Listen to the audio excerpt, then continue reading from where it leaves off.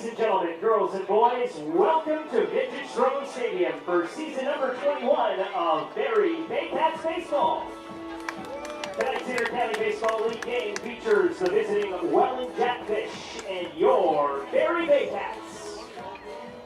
Here are this evening's starting lineups. First for the visiting Welland Jackfish, managed by Brian Essery.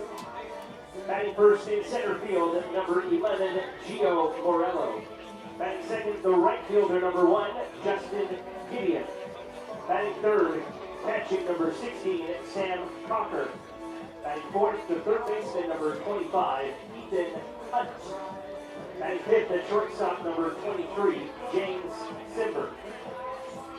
Batting sixth, the designated hitter, number 13, Brandon Nicholson. Batting seventh, at first base, number 10, Mateo Porcelato.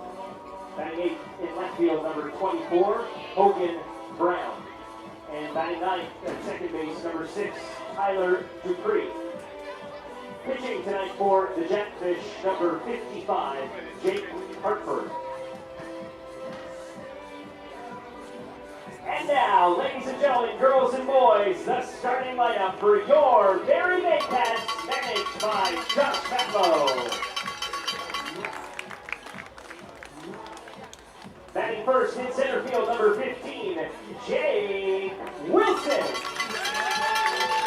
Batting second, the shortstop, number 3, Arson Burns. Batting third, the designated hitter, number 34, James Anderson. Batting fourth, the first baseman, number 26, Adam Odd. Batting fifth, catching, number 5, Josh Cote. Batting sixth in left field, number 47, Brad McQuinn. Batting seventh at third base, number 17, Brendan Collins. Batting eighth in right field, number 22, Juan Familia. And batting ninth, the second baseman, number 14, Owen Jensen. Pitching tonight for your Baycats, number 12, Brad Stevenson.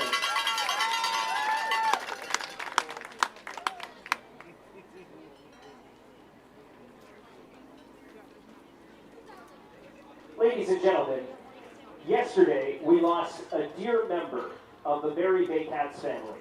After a recent illness and a stay at RVH, Alice LeBlanc passed away at hospice on Friday. Alice became a fan in our first Baycats season, 2001, and could be seen at most of our home games. She even rode the team bus to many away games. Alice became a volunteer and looked after the merchandise booth for many seasons. We pass on our condolences to Alice's family, and especially our friend and valued team member, Doug. Could you please rise for a moment of silence? Thank you.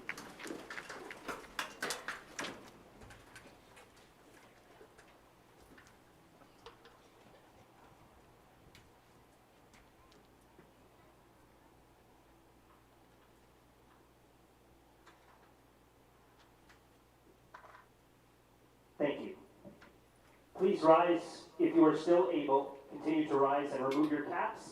Please join Barrie Baycats fan and auction item winner, Meredith Agus, tonight. She's going to be singing our national anthem. Put up the non-work bottom. Oh, Canada, our home and native land, true patriot love in all of us command.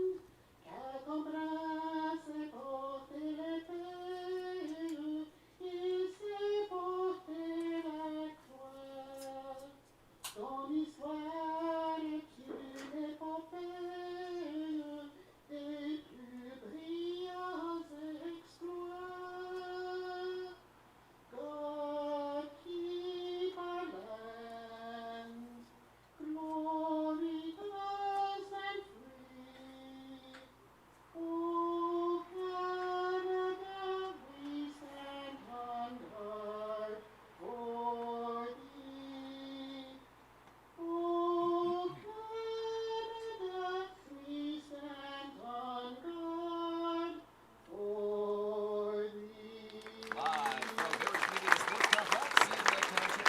Inter-county baseball tonight from Vintage Throne Stadium in Midhurst.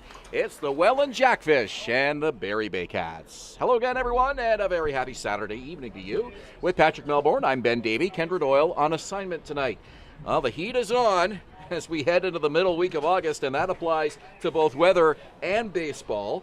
Time is running out for the Baycats to make a push for the top half of the standings, Patrick, and with that home field advantage in round one of the playoffs. Only 7 games remain, including tonight, and most of them involve very tough opponents, including 3 games remaining of those 7 against these Welland Jackfish. Yeah, the Welland Jackfish are a tough opponent to face as we head to the back of the IBL season. Brad Grieveson on the hill today will be tasked with setting this tough lineup down. It is a very tough lineup. Since we last saw the Welland Jackfish here at Vintage Throne Stadium, they've added Justin Gideon to the top of the order.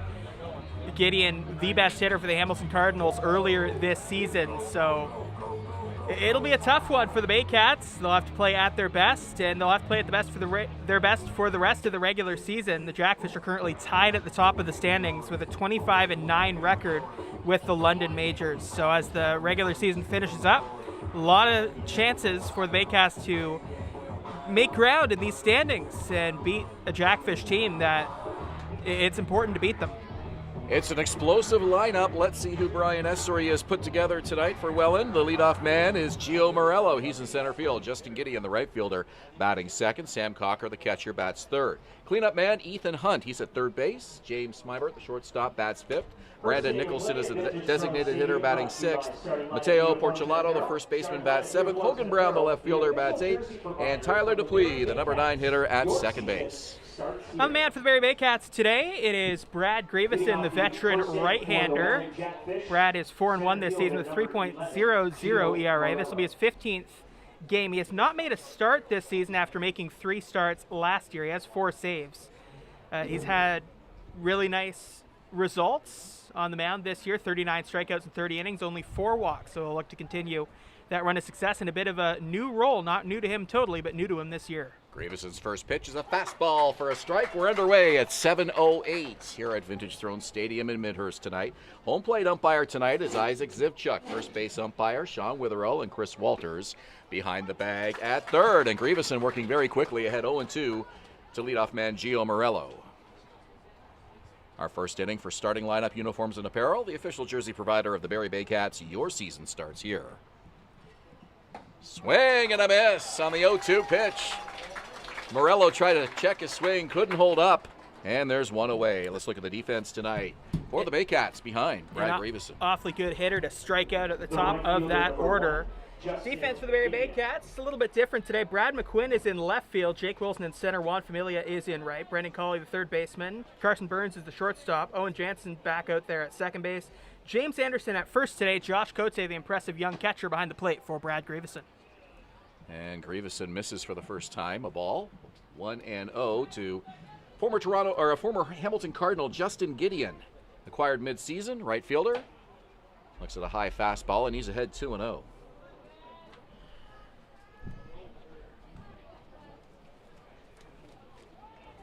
Gideon comes into the game with a .286 average. Pitch from Grieveson is popped up over near the Welland dugout, and it's going to be behind the dugout and out of play. And the first souvenir of the night goes to a youngster, a black t-shirt and red shorts. When Grieveson's on, you're going to get excellent command, and you're going to get excellent command all through the afternoon. He's a guy that throws hard. He throws exactly where he wants it to throw, and he's got a good pitch mix. Swing and a miss. Blew that one by him, and he's right back 2-2. If you're a kid with a glove at the ball game and you get the first foul ball of the night, that's got to be a good feeling. Well, that's something you can tell your friends. Even if you get a ball later today, I got the first one. Strike 3, back-to-back strikeouts, and Brad Grieveson is sizzling hot here in this first inning, striking out the first 2. Your friend will come up to you in the middle of the game and go, hey, I just got a foul ball, and you'll hold yours up and go like, well, I got mine, and it was the first foul ball of the day. Well, I win. It's just nice knowing you're going to go home with that souvenir as this one's hit foul, just foul down the left field line. Get that souvenir out of the way early, and you can just enjoy the rest of the game. Yeah. Or try to hawk more. Yeah, they're going to go get more. Sam Cocker is in really exciting young catcher for these Welland Jackfish. He's hitting .373 on the season with 4 homers and 35 RBI. Grieveson with a full windup and the 0-1 pitch. Finds the strike zone, and it's 0-2. Won the IBL Player of the Month in June. He walks a lot, too. He has 20 walks against 26 strikeouts. That one's low, and the count is 1-2. Heat warning is in effect here for Barrie and most of Simcoe County and across central Ontario. 30 degrees our game time temperature, Humidex reading of 37, and very little relief from the heat expected as the game plays out tonight. We have a very light wind, really negligible. It is blowing in slightly and from left to right, but it's not going to be a factor, at least right now. Yeah, not all that hard to see why it's heat warning. It's very, very hot. Not quite as hot as that 4 o'clock game. Oh, my goodness. Not great. Just missed. Grieveson took a step or two towards the dugout. He thought he had him. And so did a lot of the fans here in Midhurst. 3 balls and 2 strikes. I've got a hunch a lot of these fans came here straight from the beach this afternoon. Did you? I did. That's what I'm telling you. Popped up and it's foul. It really isn't a summer afternoon in the city of Barrie unless you've spent some time down at the beach, on a day like today at least. Johnson Beach was very busy today. That's where I was. North side of town. 3-2 on the way from Brad Grieveson. Ball 4. Grieveson didn't miss by much, but the Jackfish get their first base runner.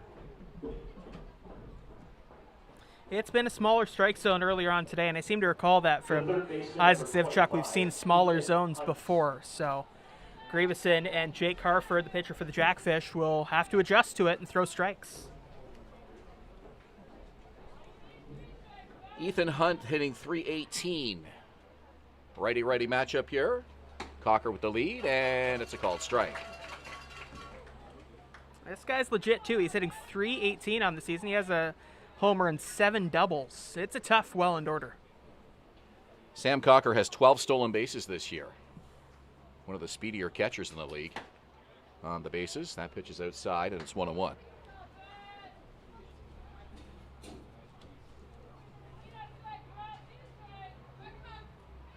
Some news out of the Baycats earlier today is Malik Williams has joined the Ottawa Titans in the Frontier League. Did you see that?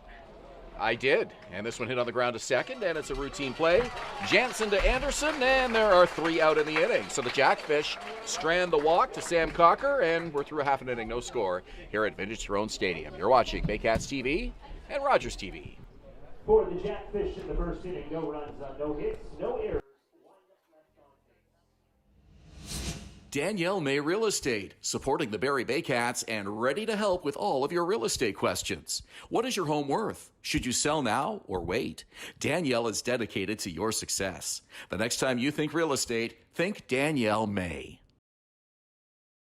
Your Canadian source for first aid kits, AEDs, safety products, and more. Shop online today at firstaidcanada.com. Life is precious. Be prepared.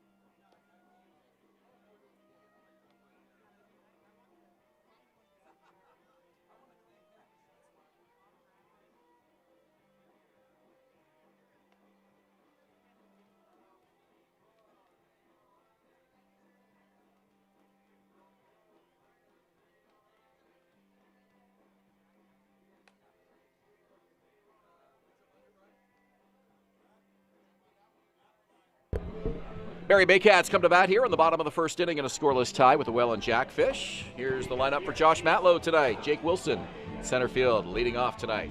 Second base, or shortstop is Carson Burns batting second. James Anderson at first base bats third. Adam Odd, the cleanup man, DH. Josh Cote, newcomer, is catching and batting fifth. Brad McQuinn in left batting sixth. Brendan Colley at third. Juan Familia in right. And Owen Jansen at second base tonight, rounding out the lineup for the Baycats. On the mound today for the Welland Jackfish, right-hander Jake Harford, who has been excellent so far in the IBL. First pitch fouled back to the screen. This year he is 9-1 with 2.87 ERA. In 69 innings, he has struck out 62. That's good. He has only walked 19. That's very good. And he's only given up 52 hits. He's a guy who's very, very tough to beat. And the Baycats will have a tough task against him this afternoon. He's 6'5", but to be honest with you, he looks even taller than that. The way he's got the pant legs right up to the knees. He's got those high socks, long, lanky arms. Only 195 pounds. He's been a big part of the success for the Jackfish this season. He does the full leg kick, too, with the knee right up under the chin, and that makes him look even taller. With the absence of a few Baycats in this batting order today, Jake Wilson back up there in the leadoff spot for the first time in quite some time. And I think one of the interesting things to monitor today will be how his approach shifts. He's been batting fifth a lot lately. Showing more patience at the plate in the second half this year. Last year, Wilson was the Baycats' leadoff man for the majority of the games and put together a .362 batting average in 29 games last season. I've been a big fan of the patience that he's found at the plate. Hits this one straight away center field. And an easy catch for Gio Morello, one away. Let's look at the defense for the Jackfish behind Jake Harford. Thank you, Ben. Hogan Branson left. Gianfranco Morello is in center. Justin Gideon is in right. Again, Gideon earlier this season was with the Hamilton Cardinals. Third baseman is Ethan Hunt. Shortstop is James Smyber. Second baseman is Tyler Dupuis. Mateo Porcelato is at first base. Sam Cocker is a very good catcher for Jake Harford. But the way Wilson hits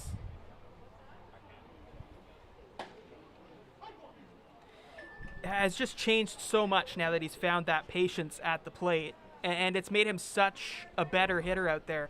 Even though he didn't get all of that pitch, he was able to wait for it until he got one he was comfortable with, and he didn't miss it by much. Got his average up to .320 this season after a little bit of a slow start, and I tend to agree with you. I think that patience at the plate kind of helped him be a little bit more selective and not get out so quickly in the at-bat. Harford's 1-1, and that bounces up to the plate. It's 2-1.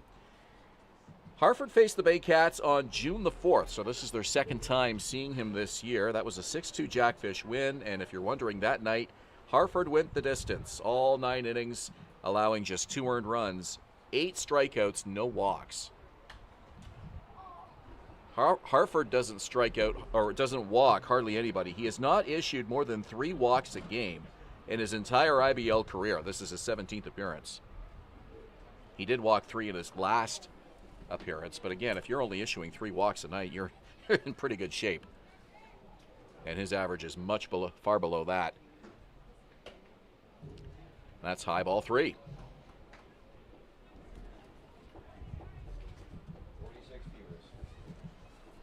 Harford with a .287 ERA to go with that sparkling 9-1 record that you mentioned, Patrick. 62 strikeouts, just 19 walks all year. Payoff pitch on the way. On the ground and foul. Great pitch there. Curved inside and jammed the hitter. Was only able to get a little bit of it.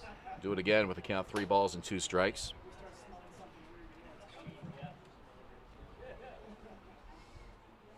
Carson Burns hitting .276. Waggles the bat. Here's the pitch on the way from the right-hander. And that was hit pretty deep. Right field going back. Gideon back near the wall. He reaches up and he makes the catch. Long, loud out off the bat of Carson Burns, and there are 2 away. Pitching to contact right now on the mound. It's working out for him because he's fooling the hitters enough to get deep into at-bats and then stop them from getting everything on the ball. But if you're on the Baycats' perspective, that's 2 at-bats and 2 solid pieces of contact. You can work with that. Both those balls were hit pretty well. Even the one off Wilson sounded really good off the bat, just didn't carry.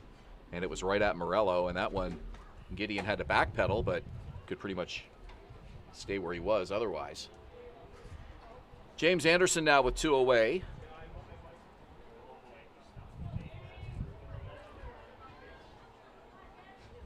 Pitch on the way from Harford. Change up high, and the count is 2-0. We're still all zeros, Gary? Yeah, we're all zeros. With, just double I check. told you. Just double check. Barrie Baycats with a record of 20-15 coming into tonight. It's good for 5th in the standings in the 8-team league. Called strike, and it's 2-1. Baycats 5.5 games behind these Welland Jackfish, who are tied for first with London.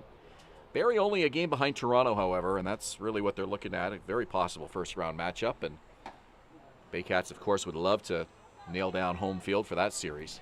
The other biggest race in the standings right now is that race for first place. Oh, They are tied right now. 2 incredible ball clubs, and of course the London Majors, the defending IBL champions. You know, they want to get back to the finals.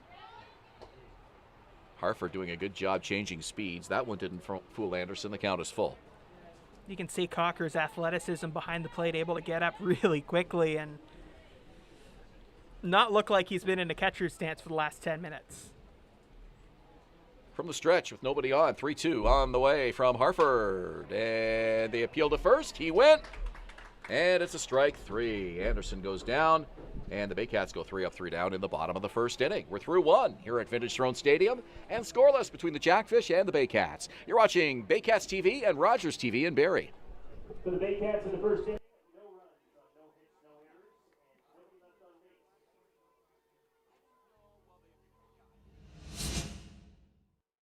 base. BarrieToday.com. Local news, weather, Baycat scores, and more. BarrieToday.com. Your community, your news. The Canadian Brewhouse is a one-of-a-kind Canadian-themed sports bar. Stop by and enjoy live sports action and an extensive menu with amazing food and drink specials. Just off the 400 at Park Place in Barrie. Join the Canadian Brewhouse after the game. I'm Christina De Palma, and whether you're looking for help with small claims court, a problem with your tenant, a traffic ticket, a notary, or looking for mediation, De Palma & Associate Legal Services can help. Know the rules, know your rights, solid advice.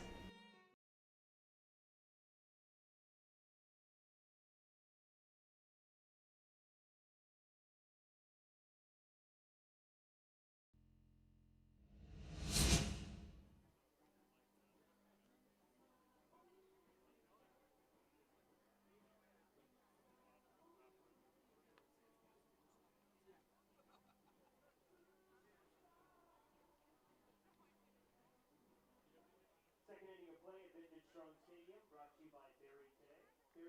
BarrieToday.com. Local news. Patrick Melbourne and Ben Beebe on a sweltering hot Saturday night at Vintage Throne Stadium. A scoreless tie between the Welland Jackfish and the Barrie Baycats. James Smybert, Shortstop number 23, Brandon Nicholson, James Sinberg. and Mateo Porcelato are all due up here for Welland. And showing bunt and pulling it back is Smybert for a ball. I was watching Welland during batting practice, Patrick, and I got to say I was impressed by some of the different things they were doing on the field, and a lot of attention given to bunting and also rolling balls down the baseline just to see if there's a grade one way or another. Now, is a lot of attention given to bunting a good thing? Well, for a team that bunts a lot, and Welland certainly does, they do it as well as anybody in the league. They do. I'm not personally a bunting fan, but yeah, they're a team with a lot of speed. They can get on via the bunts. They can steal a base. I think I know what you're saying, and I know a lot of baseball analysts and fans have different anti-bunt. But you got to look at your lineup and see, okay, what is this team capable of doing? How a good manager looks at his roster and says, how am I going to get the most production out of this team? And when you look at the Welland Jackfish, it's base running and bunting and aggressiveness at the plate. Well, it's also a team that can give you a lot of singles like that. So if you can get on base with a hit like that. Brad McQuinn with a great effort. He's got to go all the way back to the wall to get that now. And holding up at second is Smybert, and he's there with a double. If you can get on base with a single or a double like that and then steal a base, I think that's more valuable than giving away your at-bat for a bunt that might not end up with anything, just personally. Designated hitter number 13, Brandon Nicholson. 1 on, nobody out. Here's the DH, Brandon Nicholson.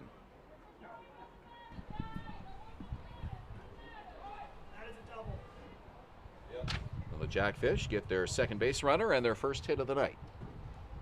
Officially ruled a double. Yeah, good diving attempt by Quinn.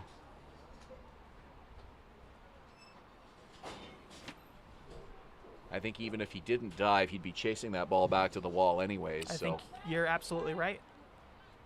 Grieveson takes a look at the runner. And here he comes to the plate, and that one's low and away, 2-0. Second inning for BarrieToday.com. Local news, weather, Baycats scores, and more. BarrieToday.com, your community, your news.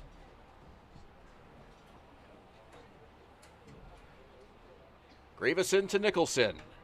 Foul back. And the count is 2 balls and a strike.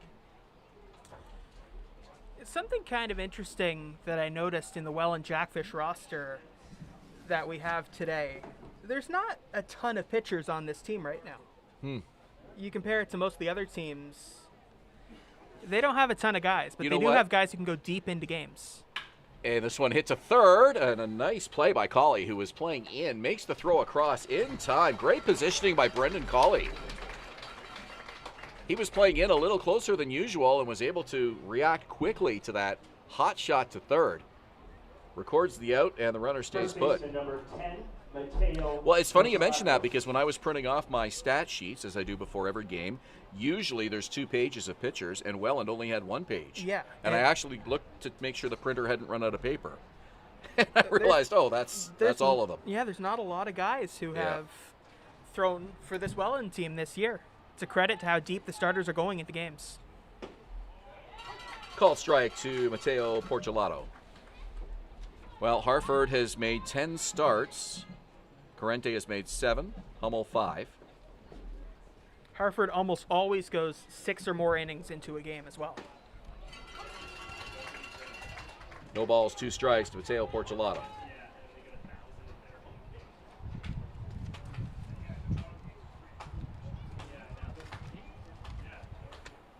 Fans with the applause here, urging Brad Grieveson to get the second out of the inning. 0-2 the count. Checks the runner from the belt, the 0-2 pitch, and that's foul. Left side, over towards the trees. And we'll do it again at 0-2. One of the big reasons that Welland wins games other than the speed is the power. It seems like all of these guys have at least a couple of home runs. Porcelato has 3. Several guys have 3 or 4. Matt Hildebrandt has 5 home runs. They're a really good team. They are a very good team. 0-2 the count. Pitch from Grieveson. Fouled away again. Great job by Porcelato. Keeping this at bat going.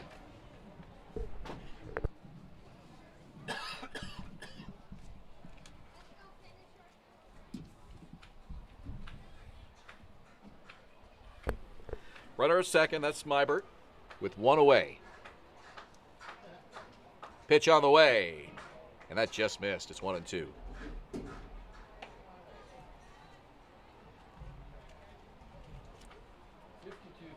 Porcelato hitting .310 this year, 30 games. Waggles the bat, stands tall in that box. Here's the pitch from Grieveson on the ground.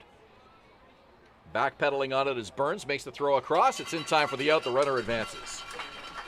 Kind of a high hop. Burns had to wait for it to come down. Got the throw away in time, however. And at third is James Smubert. Left fielder number 24, Hogan Brown. Hogan Brown, the left fielder now, will try to bring in the game's first run with 2 away. Stop me if you've heard this one before, but this Welland Jackfish hitter is hitting above 300. It's a constant theme through the lineup. Showing bunt with 2 away, and it's a called strike. Brown's got good speed. He has 21 stolen bases on the year. It seems like everybody on this team has double-digit stolen bases. Nicholson has 40. Morello has 33. Porcelato has 21. Brown has 21. Dupuis has 19. Hunt has 14. Cocker has 12. See if he squares again here on the 0-1. Pitch from Grieveson. Nope. Takes it, and that's a called strike. And none of them are getting caught at a rate that makes those stolen base attempts questionable. I mean, you look at maybe Dupuis, 4 caught stealing against 19 stolen bases. That's getting a little bit close to not ideal, but Nicholson has 40 stolen bases and only 5 caught stealing. That's not bad. 7 Jackfish with double-digit stolen base totals. That's successful steals. And Nicholson, who's actually one of the only Jackfish regulars to be hitting under 300, is only hitting to 1 double play this year. To Burns. Makes the running throw in time for the out. Down go the Jackfish in the top of the second. We're still scoreless here at Vintage Throne Stadium. Watching Baycats TV and Rogers TV in Barrie. For Welland in the second inning, no runs on 1 hit, no errors, and 1 left on base.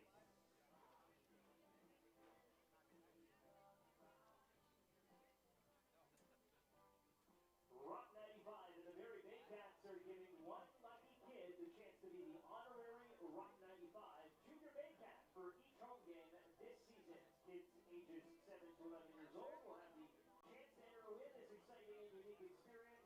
All they have to do to win is sign up online at rock95.com, as well as listen to their favorite radio station when the Rock 95 morning crew draws a winner for every home game this season. The prize consists of 2 adult tickets to the game, a t-shirt and T-Mac complimentary burger or hot dog, prize top, and the opportunity to announce the Baycats' 3rd inning.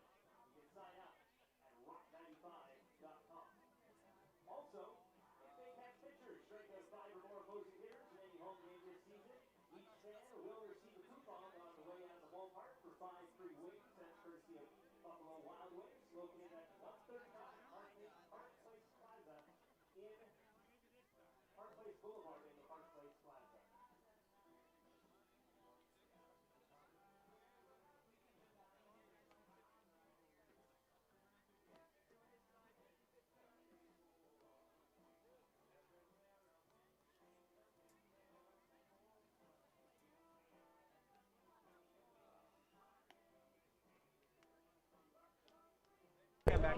Ben Davey with Patrick Melbourne in the bottom of the second inning. It's the Welland Jackfish and the Barrie Baycats. And the Baycats will send Adam Odd, Josh Cote, and Brad McQuinn to the plate to face right-hander Jack Harford. Well, the world of sports broadcasting lost arguably the greatest we've ever been blessed to listen to.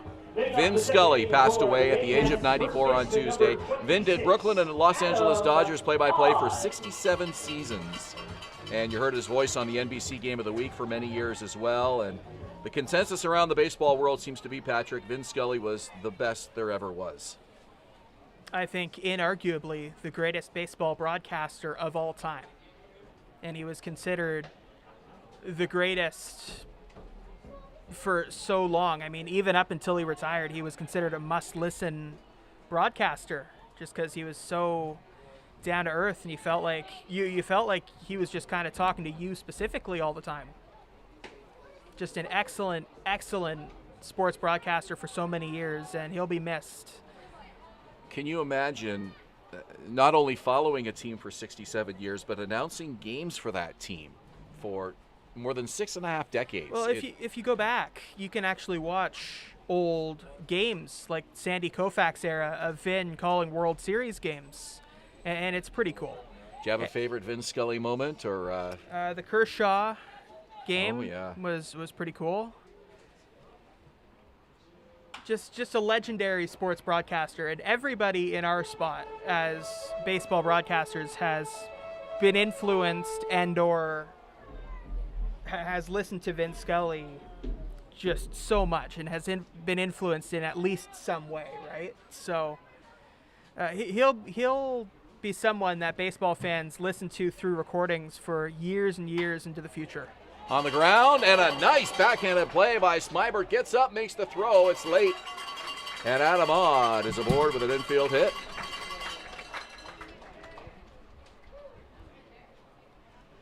Well, I think my most memorable Vin Scully moment would be the 1988 Dodgers-A's World Series. The Kirk Gibson. And Gibson's walk-off home run to win Game 1. Josh And not a World Series clinching moment, but it was such a significant moment because nobody thought Kirk Gibson was going to come into that ball game, including Vin. I was listening to the Padres broadcast recently talking about that, and Vin calling that moment. It was quite the moment. Kirk Gibson had a swollen right knee and a pulled left hamstring, could barely move, and was all arms at the plate when he launched one over the right field fence to win the game for the Dodgers. And this one's hit to short again. They go to second for one. The relay to first. Not in time. It just pulled Mateo Porcelato's right foot off the bag, and that'll keep the inning alive. Kirk Gibson, by the way, another guy who's a really, really good sports broadcaster. But Vin is just in the middle of so many big baseball moments through history that baseball fans for generations to come will continue to hear his voice and hear his stories calling baseball. Manager Brian Essery out for a chat with the home plate umpire there just to get some clarification on that call. Well, if you YouTube Kirk Gibson 1988 home run, you can listen to what I would consider 10 minutes of the best sports broadcasting you'll ever hear in history. The way Vin set that moment up, and of course nobody knew what Kirk Gibson was going to do. Could have been a weak round out to first or a strikeout, and it would be buried in history. Nobody would know. But there was such a build-up to that home run that Vin narrated as this one's bunted to third. Off-balance throw. It's high, and across safely is Brad McQuinn. Cote will hold at second. A couple of infield hits for the Baycats here. 2 on and 2 out in the second. Scoring that a base hit. And of course, Vin Scully was also on the call when Joe Carter hit the World Series clinching home run. Yeah, that's really cool. And a lot of Canadian fans don't know that because, of course, they know the Tom Cheek call that we had on the radio here in Toronto. Or the McDonough call from TV. Right, and Vin did the game on U.S. radio. Right. On their national broadcast, which wasn't carried by any of our stations. But Vin's call is great of that home run, and you can find that on YouTube as well. And back then it wasn't quite as easy to access that call through internet or anything. So it was pretty, I imagine, almost impossible to listen to that live. But it's certainly available on replay now. So 2 on for the Baycats, 1 out. Harford's pitch is high, and the count is 2 balls and no strikes to Brendan Colley. But I get chills when I watch that Kirk Gibson home run, and the first thing that Vin Scully says when Gibson comes out of the dugout and walks to the on-deck circle, and look who's coming up. And those are just, I think, words that every Dodger fan will remember, and baseball fans too. Just set the stage for an iconic moment. And if you want to know what Vin Scully meant to baseball broadcasters, learning from him and coming up through the minor leagues and into the majors to become colleagues with him, almost every single one has a photo with him that they showed off afterwards to You're right. kind of reflect on that. So he touched a lot of people, whether he knew them personally or whether he was just on the other side of the TV or the radio dial. He helped a lot of people. He was a big part of a lot of people's lives. Swing and a miss. 2 outs in the inning now as Colley chases that one, and Juan Familia comes to the plate. Right fielder, number 22. The 3 World Series that Vin Scully called on television were for NBC, 1984. That was Detroit over San Diego. 1986, which was the Mets over Boston. And we didn't even mention that. Right. But the ground ball through the legs of Bill Buckner, that's an iconic call that Vin did as well. Here comes night and the Mets win, and the crowd just going crazy. And, of course, 88 with the Dodgers beating Oakland. And then numerous more on the radio. And NBC lost the games. I think ABC did. I think Al Michaels did 89, and then CBS took over the television rights in 1990. In the dirt, and it's 1-1 to Juan Familia.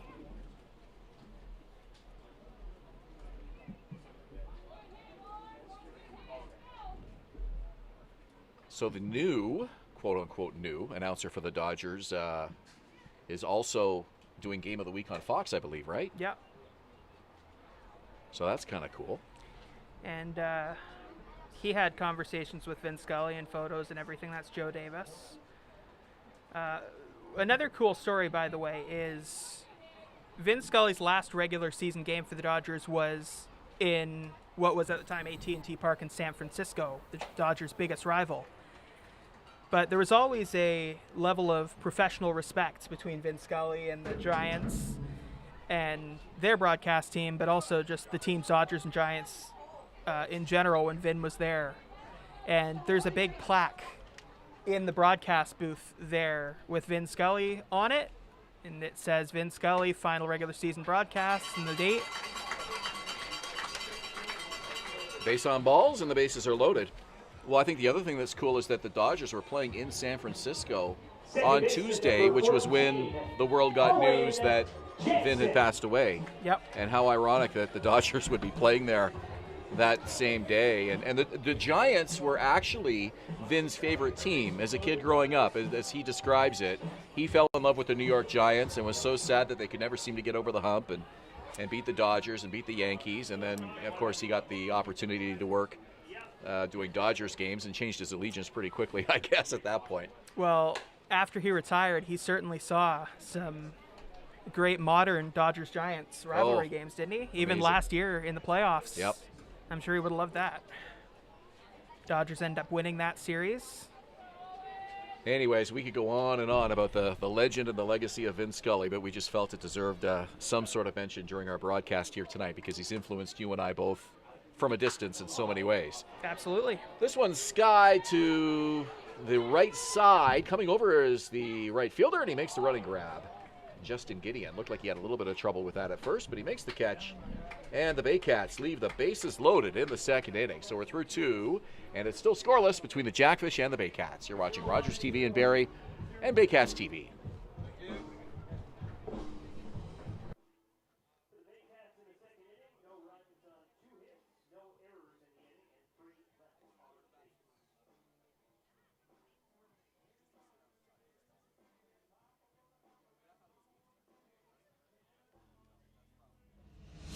Visit Alliance Billiards and Sports in the northeast end of Barrie. A fun, friendly family environment offering pool, darts, karaoke, and live entertainment. Enjoy a large variety of delicious food and drinks on the patio. You'll come as a stranger and leave as a friend. Revive MD Medical and Aesthetic Clinic, privately owned by Dr. Marina Bachet, a one-of-a-kind clinic that covers a variety of medical and cosmetic concerns. Visit 411 Bayfield Street, Unit B12 in Barrie or revivemedspa.ca. Join us this summer at the Baycats Summer Baseball Camp.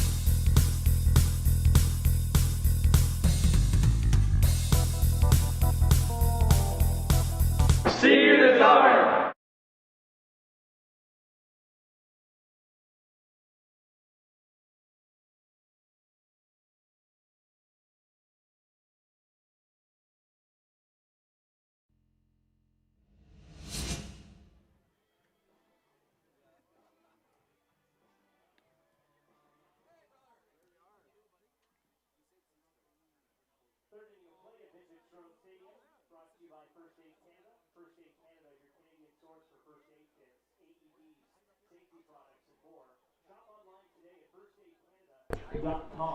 We go to the third inning at Vintage Throne Stadium in a scoreless tie between the Baycats and the Jackfish.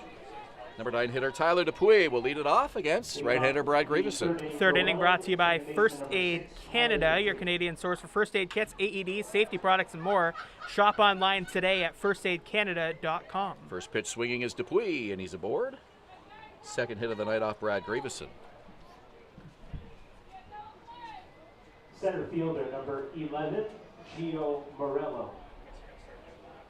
My daughter is here tonight enjoying her first Baycats game of the season, and my brother and his wife and kids have just arrived. So it's kind of Davy family night here at the ballpark. I almost sent him over to the PA box because I thought he was redeeming a prize.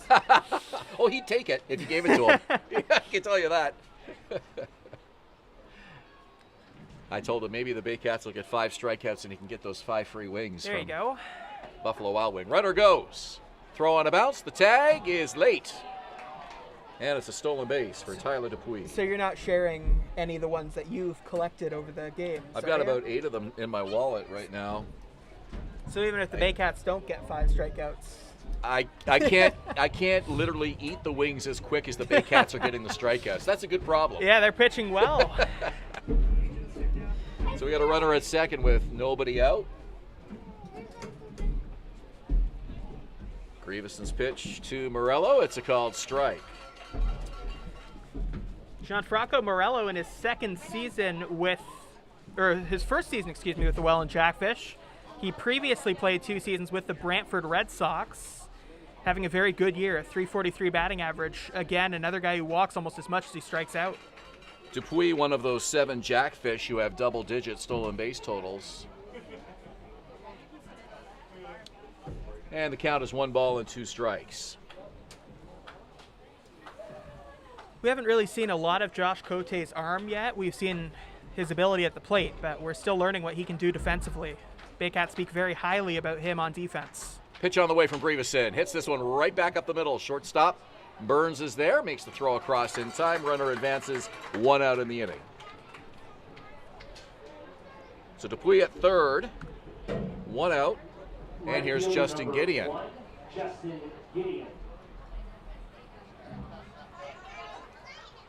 What was your reaction when you saw that Justin Gideon had been acquired by the Welland Jackfish? Wow.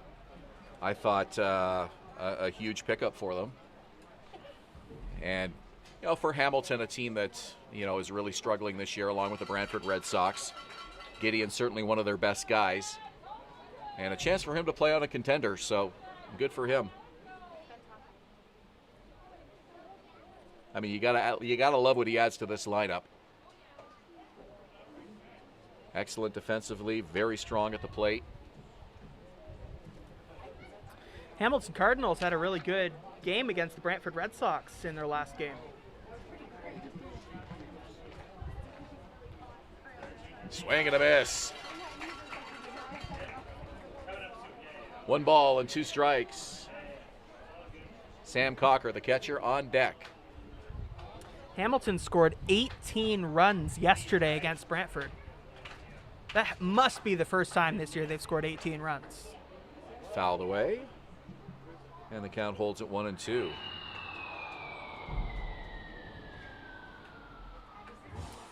Well, those 2 teams, Brantford and Hamilton, quite possible they'll be facing either Welland or London in the first round of the playoffs. Look at that box score. 18-1 Hamilton, 17 hits. 5 runs second inning there. Wow.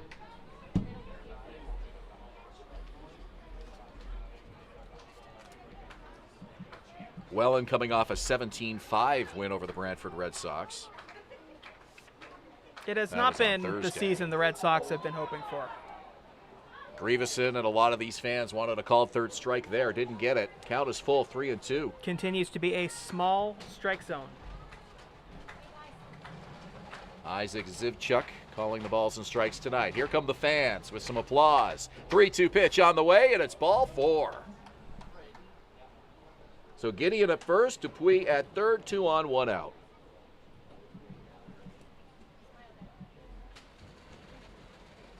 Catcher number 16, Sam Cocker. This is a guy you really do not want to face with a runner in scoring position. Cocker has been one of the best hitters in the IBL this season, average up over 370. Some power, 4 homers, 35 RBI. First pitch is off the plate, ball 1. Cocker had a big night against the Red Sox on Thursday, going 3 for 4, scored a pair of runs, drove in 2, and a .373 average coming into tonight. And all 3 of those hits were doubles.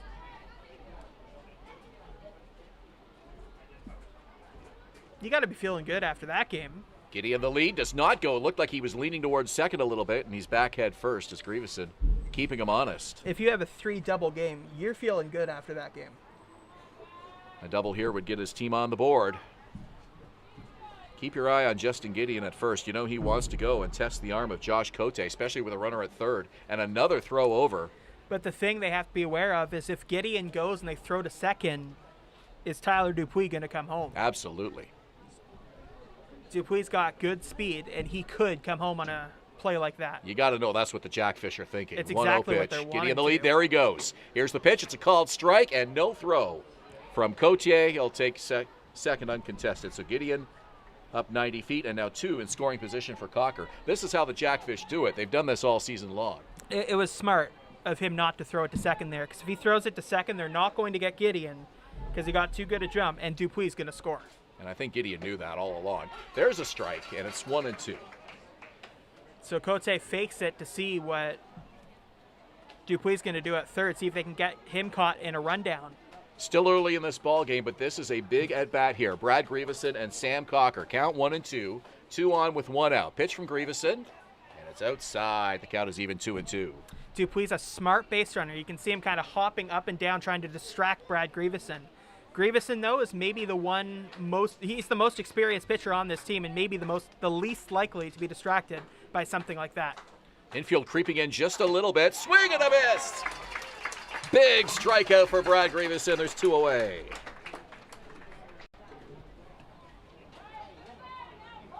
And now the infielders can play back a little bit. They were in on the grass on that last pitch. Of course, that stolen base by Gideon takes away the double play. 2 out in the inning now with 2 in scoring position for Hunt. You can't relax with Ethan Hunt. Good power, good speed, good contact skills. First pitch just misses. Hunt is just a rookie in the IBL. He's made a really nice impact, though. Grieveson from the belt with the 1-0 pitch on the way. And this one's hit to center field.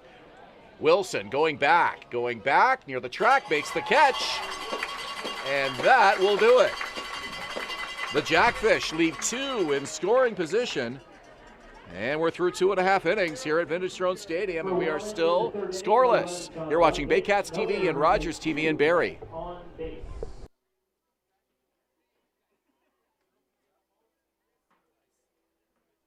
Hey fans, we have a couple of representatives that are going through the crowd this evening, selling 50/50 tickets. It's $2 for 3 tickets and $5 for 9 tickets.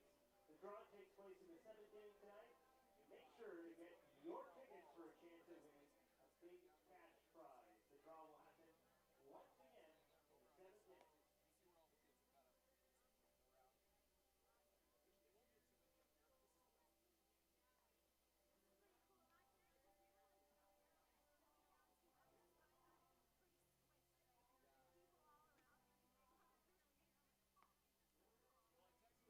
Ladies and gentlemen, please welcome our Rock 95 Junior Baycat for tonight, Liam Ma.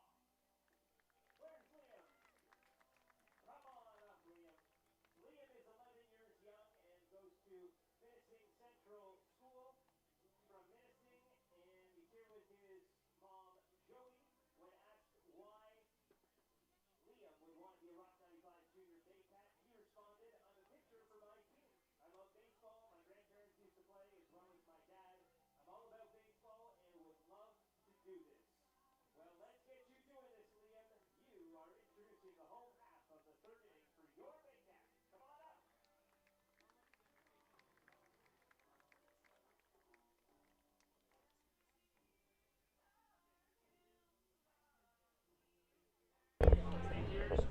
Top of the order for the Baycats in the bottom of the 3rd inning. It's going to be Jake Wilson, Carson Burns, and James Anderson. Got a Junior Baycat announcer tonight, working with Rob Daniels up in the booth in the bottom of the 3rd inning. His name is Liam. And he'll announce Jake Wilson here in a moment. First pitch from Harford, fouled back to the screen.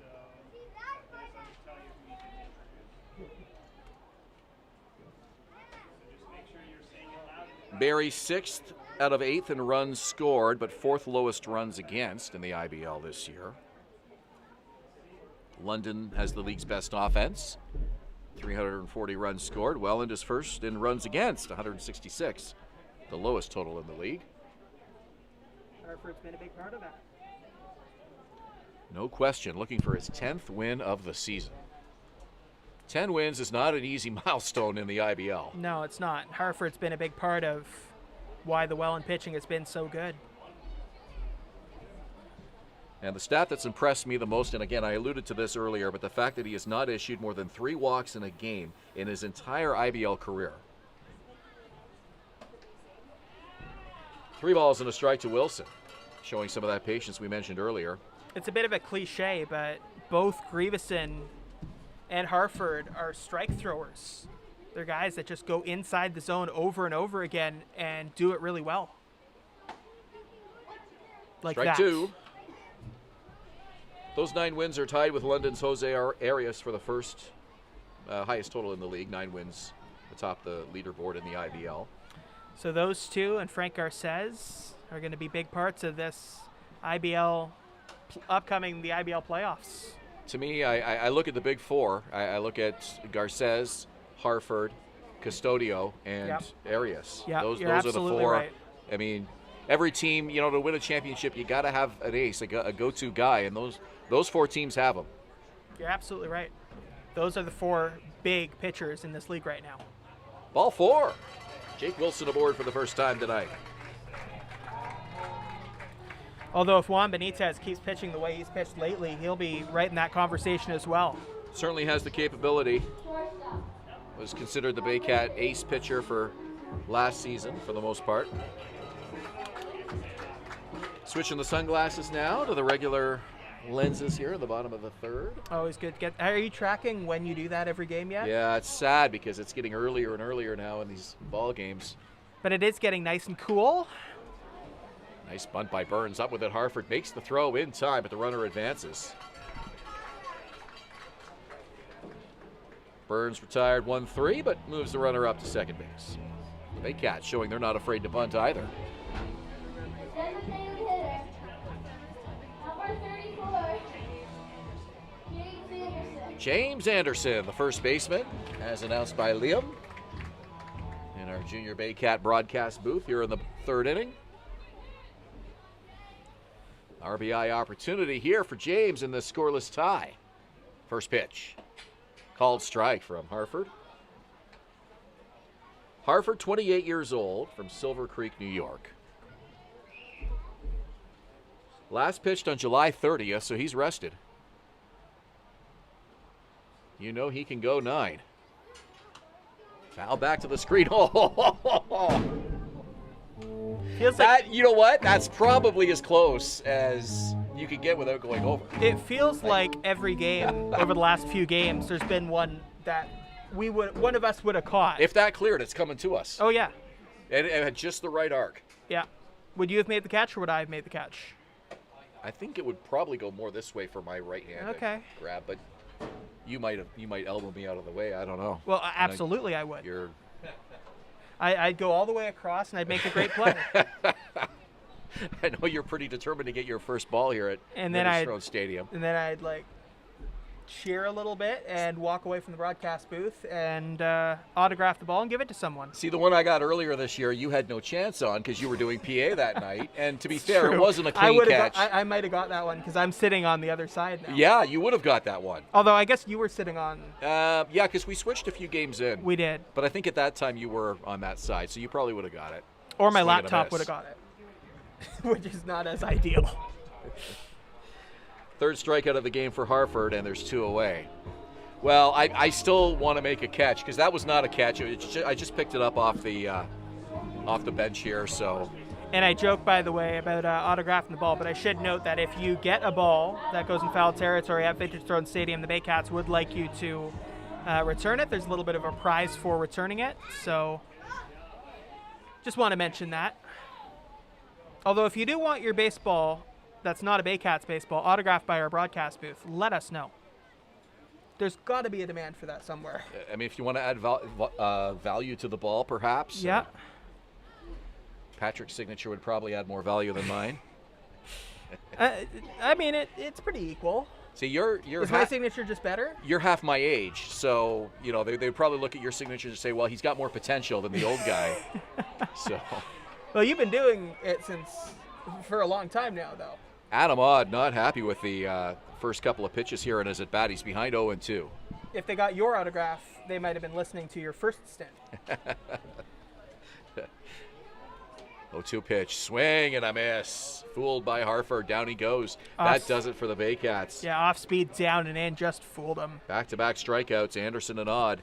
And that does it for Barrie in the bottom of the 3rd. We're still scoreless between the Jackfish and the Baycats. You're watching Baycats TV and Rogers TV in Barrie. job, Liam. Yay!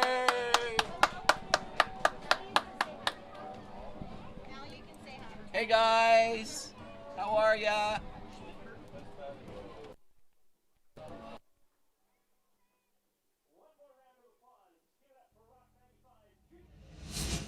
Danielle May Real Estate, supporting the Barrie Baycats and ready to help with all of your real estate questions. What is your home worth? Should you sell now or wait? Danielle is dedicated to your success. The next time you think real estate, think Danielle May. Your Canadian source for first aid kits, AEDs, safety products, and more. Shop online today at firstaidcanada.com. Life is precious. Be prepared.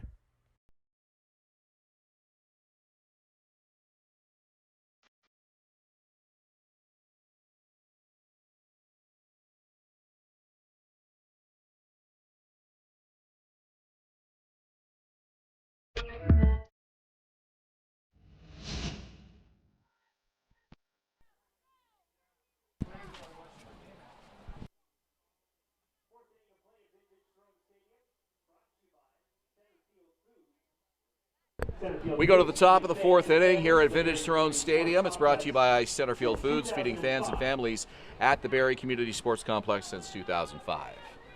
It's become a little bit cooler, not quite as hot and humid in this inning. Game time temperature was 30 degrees, humidex of 37. That might have eased just a little bit, but not much. And there's no wind So at the moment. as someone who's not into tracking weather beyond the absolute basics, can you explain the humidex to me? Is it just the same Celsius number? Is it what it feels like humidity-wise? Yeah, when you factor the humidity, it's what it feels like. So even though the thermometer would say 30, because of the humidity, however they calculate it, they come up with a temperature that it would feel like how you would normally feel. Makes sense. Yeah. So if the humidity's lower, the humidex doesn't factor in quite so much. Makes sense. Of course, we get some incredibly humid days here in central Ontario in August. That generally keeps the bugs away, though. Yeah, that it does. 3-1 here to James Smybert.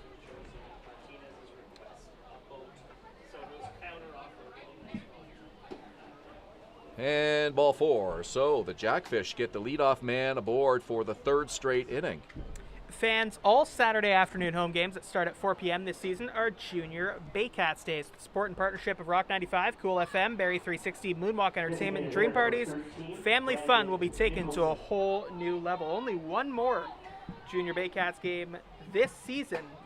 Head to barriebaycats.com for more information. Now, do you prefer the 4 o'clock games or the 7 o'clock games? How hot are the 4 o'clock games that day? Because we got a 4 o'clock game earlier that was just so hot. But this one is a little bit later in the year, so it shouldn't be as hot. Centerfield, Wilson, a couple steps in, makes the catch. Yeah, I thought I preferred the 4 o'clock games over the 7 o'clock games until we did that game against London about 3 weeks ago. But I don't think that's going to be. The next one's on August 13th, so it should be a little bit cooler. No.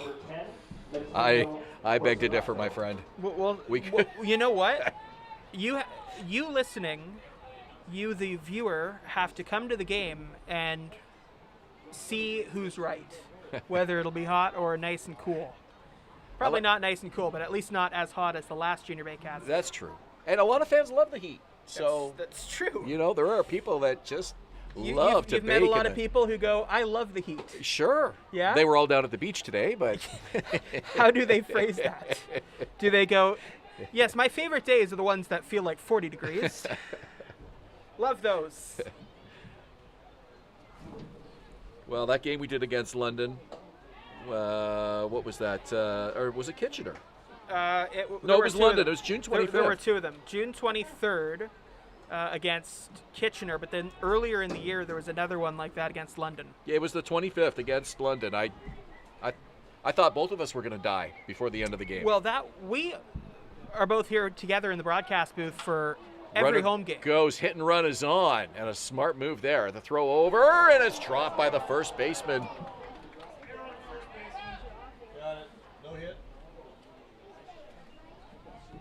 It has not been a good defensive game for the Welland Jackfish so far. Adam Ott is at first base, and I think I had been saying he was the DH. He is at first base tonight. James Anderson is the DH. So I'll make that correction at this point. It has not been a good defensive game for the Welland Jackfish so far, and the Barrie Baycats, who have been playing good defense to this point, made a bit of a miscue there. So neither team playing their best defense early on. So first error of the ball game, and 2 on and 1 out for Hogan Brown. That will be an E3 error at first base. Now, if you're wondering, these teams, the Jackfish and the Baycats, are the 2 best defenses in the league. Coming into tonight, the Baycats had made just 42 errors, lowest in the IBL. Welland with 44, second best. That's why I kind of bring it up when these teams have defensive miscues, because you don't see it very often when they do. So let's see if Welland can make them pay here. 0-2 the count, 1 away, 2 on. Gravison in a jam again. The leg kick, the 0-2 pitch on the ground. Off the glove of Odd, and everybody is safe. Odd came way off the bag to his right, tried to backhand it, and it went off his glove, and he had no play. 2 errors in the inning. Both of them to the first baseman, Adam Odd, who went over and into the second baseman's range almost to try and get that play. Sometimes you want to redeem yourself a little bit after an error, and he came close to doing that. Odd is a good defender. It just didn't work out. Well, in this case, you got to shake it off and just get ready for the next one. Here's Tyler Dupuis now with the bases loaded, 1 out. Chance for Welland to get on the board, and the first pitch is a strike from Brad Gravison. Middle infield, double play death. Burns at short, Jansen at second.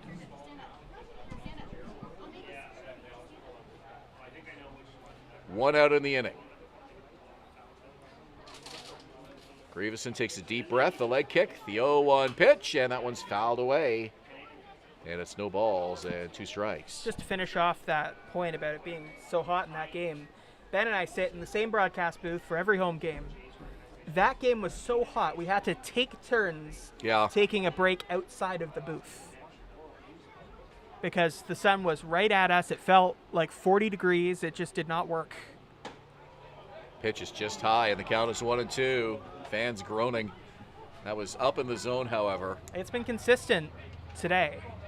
Isaac Zivchuk has not been calling those balls up at the armpits. No, he hasn't. He hasn't been calling really around the strike zone at all. You've had to be precise.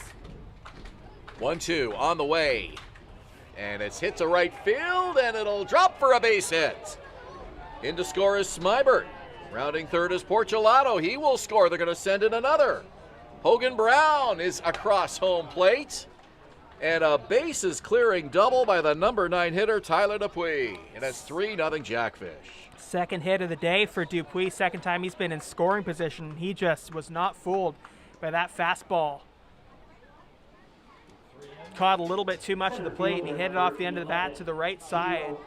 And it got down at the perfect spot, was able to roll all the way to the wall. No chance for Juan Familia as that ball was just sliced to the perfect spot. You wonder if Brad Gravison was just trying to go a little bit more up in the zone. Kind of like that. And he just caught a little bit too much of the plate on that one, and Dupuis guessed right in terms of location and timing. So the walk and the back-to-back errors come back to bite the Baycats here in the 4th inning. Fouled at home plate, and that one caromed back, and I think it hit Morello off the back of the helmet. Bit of an odd carom. You don't see that very often.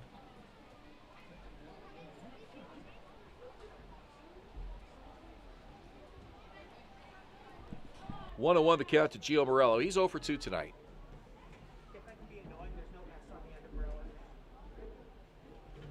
Gravison steps off now as he looks to run her back. Tyler Dupuis with a bases clearing double. Bringing in 3 to make it 3-0 Jackfish here in the 4th. Waggles the bat. Pitch from Gravison. High. The count is 2-1. It's a good miss.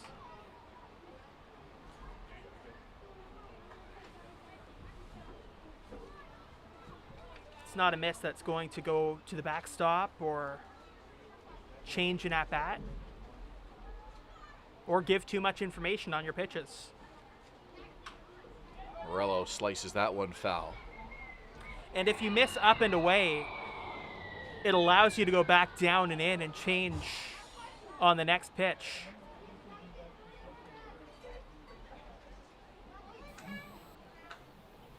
Morello clears away the dirt, gets settled into the box. He's got that deep squat with his stance, bending those knees very deeply. He gets ready for the 2-2 from Brad Gravison. Here it is, and it's in the dirt in front of the catcher. Cote makes the throw, the head first slide, and he's in. Cote took an extra second to recenter himself, and that was an important second. Didn't work out on the throw, but if he hadn't done that, the throw may well have gone into the outfield. So another stolen base, and just like we're used to, lots of stolen bases from these Welland Jackfish. I believe that's the third today already. Welland Jackfish came into this game with 172 stolen bases. That's a lot. It's just a staggering number. That's a lot. Everybody in this lineup can steal a base. 3 balls, 2 strikes, 1 out.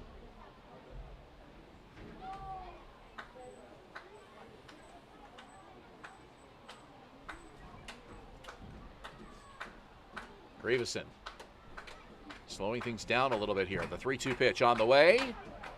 And it's to the second baseman who is playing in. And it's off the glove of Jansen. In to score is Dupuis. That was a tricky bounce for Owen Jansen. Got behind it perfectly, but it just took a weird bounce after it went by Brad Gravison, who almost had a play on it. He backed up at the last second to let Jansen grab it, but the combination of the visibility with Gravison in front of him mixed with the weird bounce it took, it made it a much tougher play than it looked like off the bat. A walk and 3 errors in the inning, and Brad Gravison has to be wondering, is there any way he could be any more snake bitten than he has been this inning? That's I can see why it's an error. It's a bit of a harsh error, I think. Adam Odd went over after that play and just gave him a little bit of a pat on the backside. But at the same time, if he makes that play, he's out, so it has to be an error. Well, he was in on the grass. This one gets away, and it's all the way to the backstop. Pass ball. And making a big round at second base was Gio Morello. He was ready to take another one there. I mean, you're up 4-0. If Josh Cote did not have 100% control of that ball, he probably would have gone. A lot of ifs in this inning. If there weren't 3 errors, if there wasn't a pass ball, if there wasn't a walk to lead things off. I mean, it just has not gone Barrie's way. The foul makes it 1-2 here. Or 1-1, excuse me.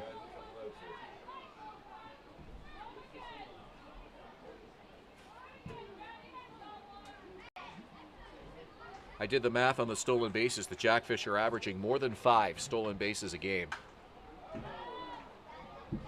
Fouled away. Gideon really hasn't hit his groove with the Welland Jackfish quite yet. He's only hitting 286 with them compared to 365 with the Cardinals. It's always a bit of an adjustment to move to a different team.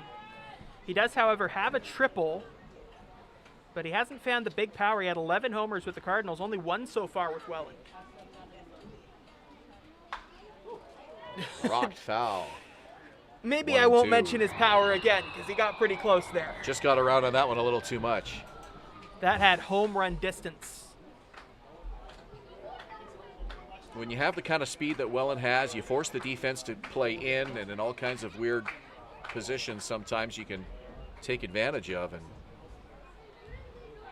3 Baycat errors, a very uncharacteristic inning for the Baycats.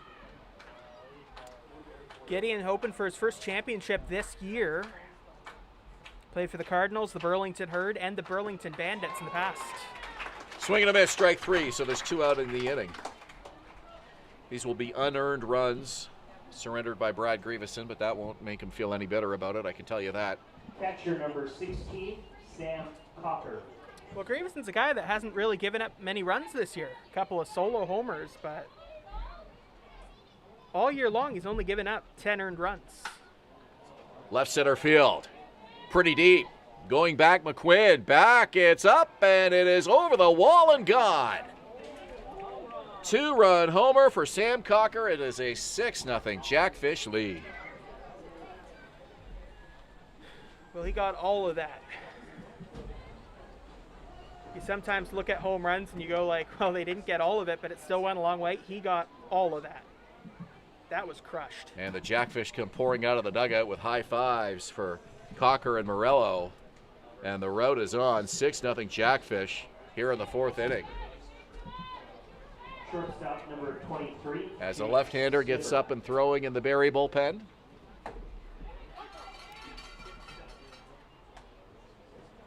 As well as Brad has pitched, a big inning like this really works against your pitch count, and as far as how many innings he's going to be available to go tonight. And now time is called as Essien is out of the dugout to check on something. Off-speed pitch from Brad. Got inside on the zone, pretty much exactly located where he wanted it to. He just guessed right on the swing and was able to bring it over the wall, making it 6-0 Jackfish. Sam Cocker has had an excellent season for the Welland Jackfish. Kind of can't be overstated how good he has been. 1 ball, 2 strikes. Ethan Hunt, the 9th Jackfish to bat here in the 4th inning. It's Cocker's 5th home run of the season. Here comes the crowd with the 1-2 pitch. Fouled away. The tough inning here for the Baycats. If you're just joining us, 3 errors, a passed ball.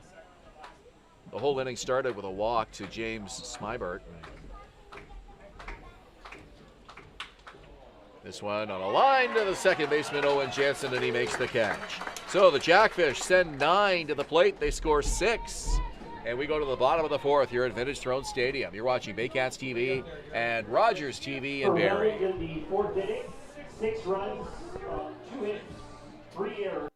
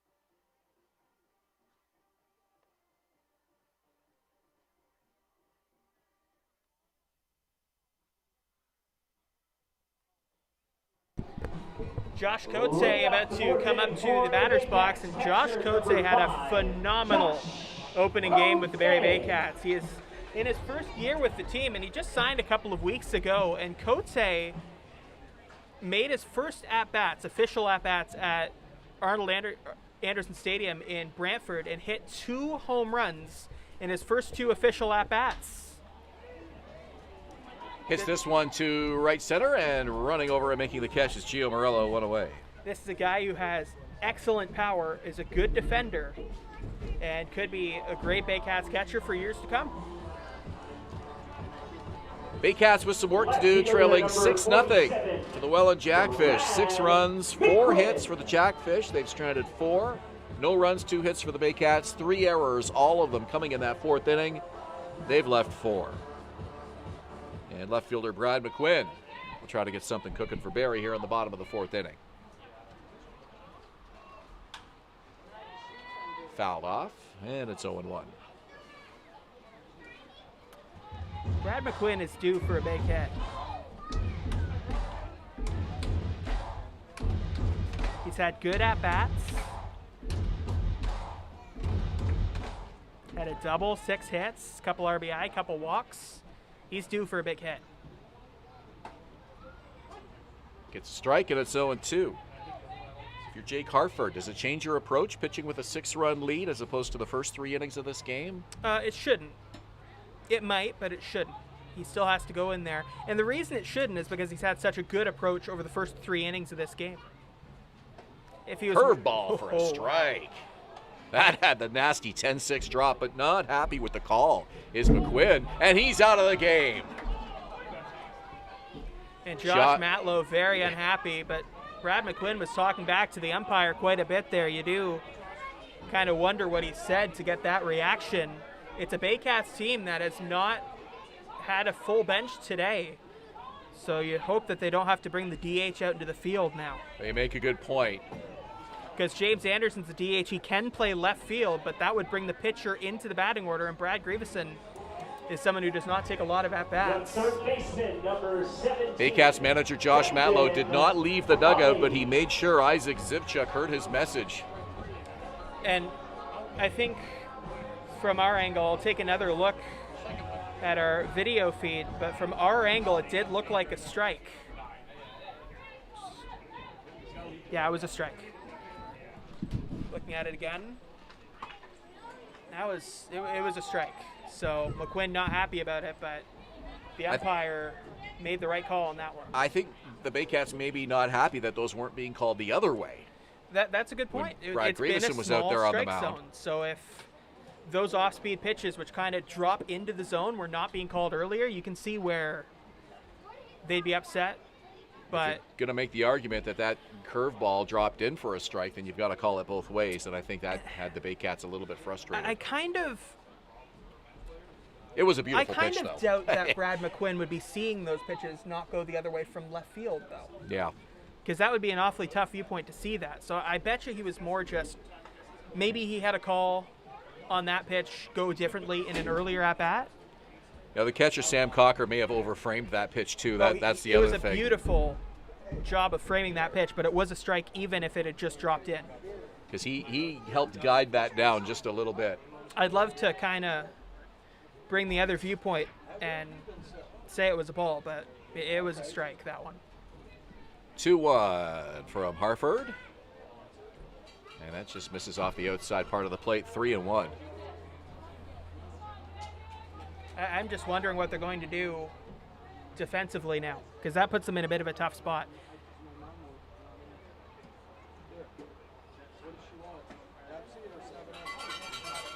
Ball 4. Colley tosses the bat, and the Baycats get a base runner here in the 4th. Hartford has that little bit of a delay, too. After he has the big leg kick, he brings the foot down, and then he just sort of hesitates a little bit before he finishes his motion. You would think that might mess up a pitcher's momentum, but for Hartford, obviously it works. So Colley's aboard with 2 out in the inning, and here's number 8 hitter Juan Familia.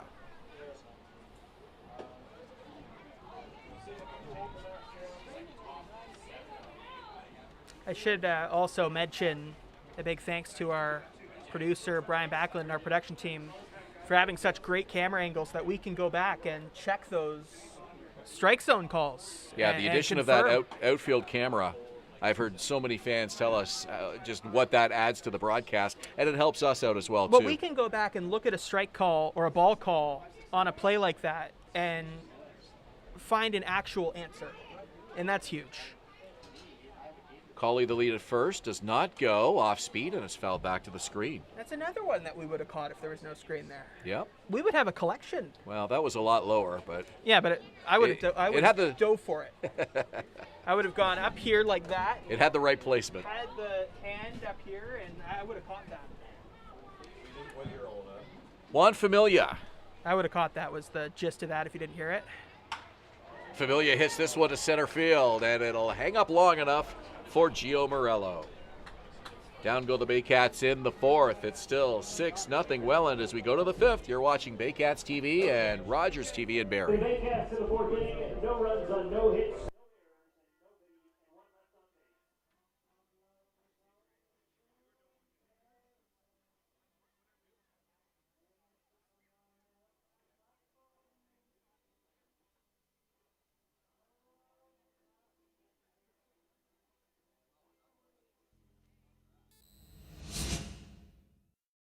BarrieToday.com. Local news, weather, Baycat scores, and more.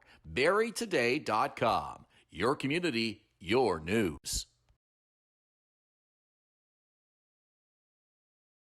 The Canadian Brewhouse is a one-of-a-kind Canadian-themed sports bar. Stop by and enjoy live sports action and an extensive menu with amazing food and drink specials. Just off the 400 at Park Place in Barrie. Join the Canadian Brewhouse after the game. I'm Christina De Palma, and whether you're looking for help with small claims court, a problem with your tenant, a traffic ticket, a notary, or looking for mediation, De Palma and Associate Legal Services can help. Know the rules, know your rights, solid advice.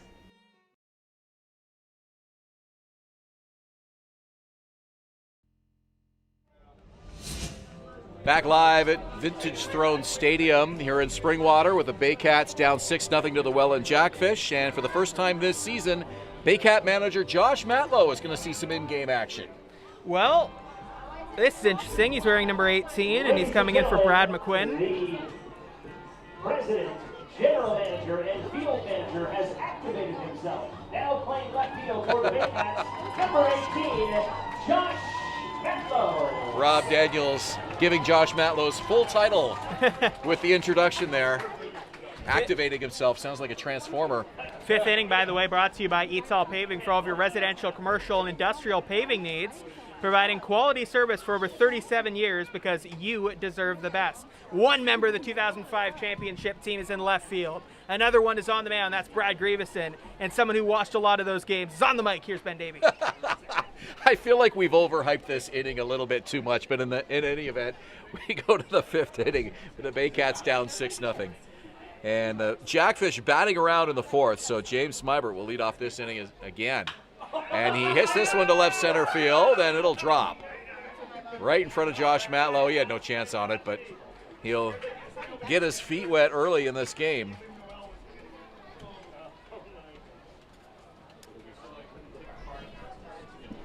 And the leadoff man aboard for the Jackfish for the fourth straight inning. So if you're just joining us and wondering why the Baycats manager is in left field, they've run out of bodies. Brad McQuinn, the left fielder who started the game, got ejected arguing balls and strikes in the fourth inning. And I guess Josh could have put a pitcher out there, but instead electing to head on out there himself. And this one's hit to left field as well. Matlow comes in, slides. Oh, he got it! And did he make the catch? He did!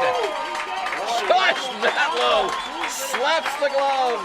He got it! Spectacular sliding catch. 2 balls hit to him in this inning. And that's how it's done, folks. Rob Daniels on the PA. What a catch by Josh Matlow. I mean, if that was anybody in left field making that catch, we'd be commenting on how good a catch it was. Josh Matlow making a great play. Well, give us your critique on that. I mean, Well, he came in, made a great route to the play, and got under it. Felt he was a little bit too far behind, so he made a bit of a dive to get it, got the glove under in the perfect spot, made the play. It did kind of freeze him at first, but you're right. He took a good route to the ball, timed it well, and then just made the slide and managed to hang on. The most impressive part of that catch to me was that he hung on to it. The most impressive part of the catch overall was that it kept Brandon Nicholson off the bases. He has 40 stolen bases this season. So that was a huge play. 2 balls hit to Baycat manager Josh Matlow in left field here in this fifth inning. We were on commercial break when Josh went out to talk to home plate umpire Isaac Zivchik to explain what was happening. And I don't often interrupt you with a reaction when you're doing on play-by-play because I make a point not to, but I couldn't stop myself when I saw that. Portulato gets hit, so 2 on now with 1 away. Doesn't look like it hit him too hard. You never like to see a guy get hit with a pitch, but he looks like he's okay, heading over to first base. But in left field, when he made that catch, I could not stop myself from having some kind of reaction. I really like the way that he kind of put himself in this game, and we didn't catch it because we were on commercial break, but the way Josh threw his coat, so he had the discussion with the home plate umpire, explained what was going to happen, threw his coat into the dugout, wrestling style. Yeah, that was kind of what it was like, wasn't it? Making his grand entrance. That will definitely be one of the most unforgettable moments of the season. So Josh Matlow appeared in a game last season. He went 1 for 4 and scored a run. He also walked. That was also against Welland in August, although that one was in Welland. I remember that day. And a strike. I remember I was not at that game, and someone else was covering, or I don't know what the setup was, but I was not covering that game. That was on the road. And I get a text saying, "Have you seen the Baycats lineup today? Josh Matlow's in it." And I'm like, all right. He can still play, though. And, something like this might be just what the Baycats need to sort of fire themselves up. They got some work to do. Down 6-0 to one of the best teams in the IBL. Your manager's out there in left field. It's like, okay, come on, guys, let's get it going. Well, there were two options. It was either this or James Anderson comes out from DH and becomes the left fielder. Second baseman Owen Jansen over to first in time, but the runners advance. So Anderson would have come out as DH and become the left fielder, and that would have brought the pitcher spot in. And Grieveson is an amazing pitcher, but he's not a hitter. So that would have been a problem. Now, was there a pitcher we saw in left field earlier? Was it Hillier? I'm trying to think now. I seem to remember there might have been a night where we had a pitcher in left field. Brandon Hillier and Evan Souza both played the field a little bit. But you don't want to waste a pitcher, obviously. No, you don't. You need Hillier late in this game. And then once Hillier's done pitching, if he comes into this game, you could then bring him in left field afterwards. But you don't want to not let a guy like Brandon Hillier have the ability to warm up. Tyler Dupuis, a big reason why. It's a 6-0 Welland lead. He cleared the bases with a double in the fourth to get Welland on the board. They would add two more. 6-0 Jackfish here in the fifth. Brad Grieveson from the belt. The leg kick, the 1-1 pitch. Swing and a miss. Brilliant pitch. Upstairs in the zone, fooled him on the timing. Now Here comes the crowd. Yeah, now a strike away from ending the inning. Looking for a little bit of a momentum shift here in this 6-0 ball game. Maybe this will do it. 1-2, the count to Tyler Dupuis. Brad Grieveson with the 1-2 pitch. Fouled off. And staying alive is Dupuis. 1 ball, 2 strikes. Cote out for a chat with Grieveson as he'll hand deliver the ball. And Dupuis takes a little bit of a walk as well. And a quick chat with his manager, Brian Essery. We'll see what kind of approach he takes here with a 1-2 count. 2 in scoring position. Big at bat here for the Jackfish. Trying to add to the 6-0 rout. They can knock in 2 here with a big hit. Brad Grieveson trying to get out of this jam. 2 out in the inning. In Tyler Dupuis' last at-bat, he had a big double and scored. In the one before that, single, stolen base, and then advanced to third. Nice grab by Owen Jansen, ranging to his right. Picks that one up, and the Baycats sprint off the field. Still trailing 6-0 as we go to the bottom of the fifth. You're watching Baycats TV and Rogers TV in Barrie.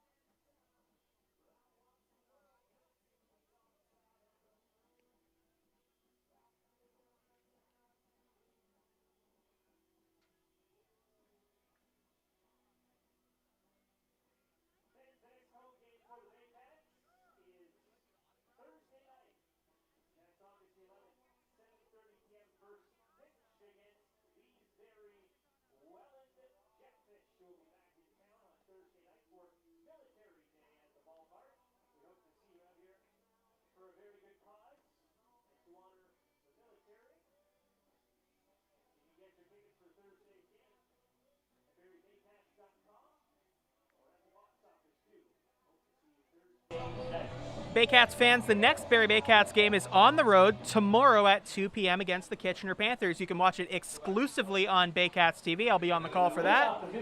It should be a good one, Baycats at Panthers. To continue this game, it is 6-0 Jackfish, but the Baycats fans are right in it after Josh Matlow has come into the game as the left fielder. Owen Jansen is standing in the batter's box, and standing right behind the microphone to give you the play-by-play is Ben Davey. Thank you, Patrick. And a called strike to start off the inning to Jansen, 0-1. Our fifth is brought to you by ETAL Paving for all your residential, commercial, and industrial paving needs, providing quality service for over 37 years because you deserve the best. Harford's pitch on the 0-1. Called strike inside part of the plate. Getting the call is Harford. He's ahead 0-2. Some of the fans behind home plate tonight really angry with the home plate umpire, Isaac Zivchuk. Sometimes I understand why fans aren't loving what the umpire brings. Sometimes I think I disagree just a little bit. And that happens whether I'm at home games or away games. Want to mention, and I don't know if we picked it up right before we went to commercial break, but Josh Matlow sprinting in from left field tipped his cap to the crowd as they chanted, "Josh, Josh, Josh," behind their manager, putting himself in left field in this ball game out of necessity. And that was kind of a cool moment here at the ballpark as well. That's a highlight. Josh has put his heart and soul into this ball club since taking the helm, and more than willing to grab a glove if needed, and tonight getting that opportunity. Officially on the roster, so he can do that. 2-2 is fouled away.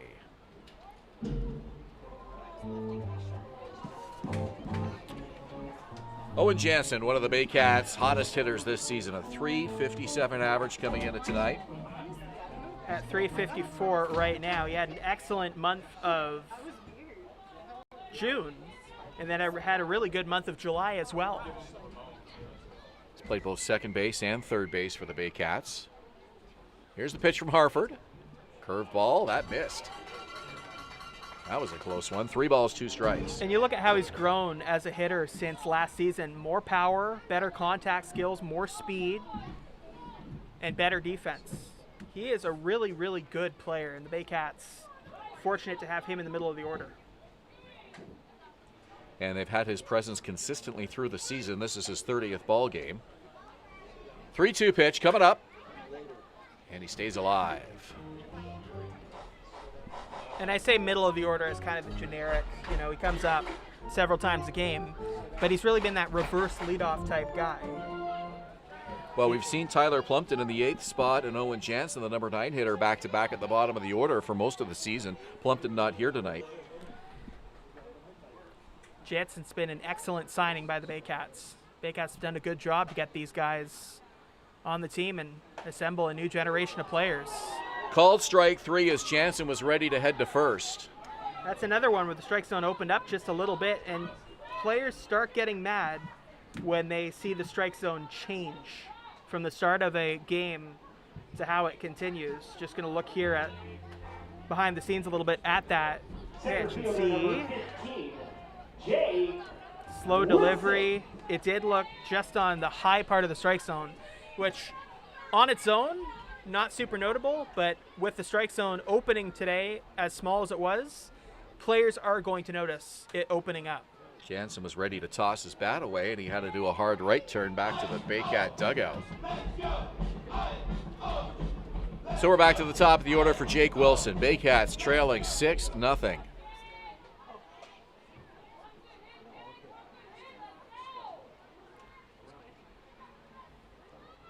Baycats with just 2 hits tonight off of Harford. Adam Odd singled to lead off the second, and then Brad McQuinn singled. Baycats were unable to score in that inning, leaving the bases loaded. Owen Jansen's strikeout ended that second. Cocker out for a chat with his pitcher. Count 0-1 here to Jake Wilson.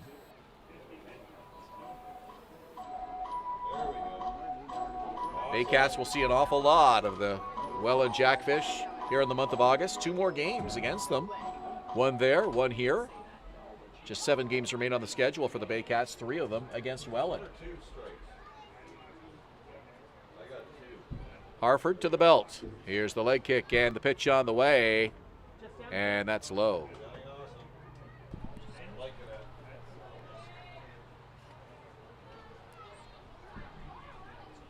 Harford has retired 6 of his last 7.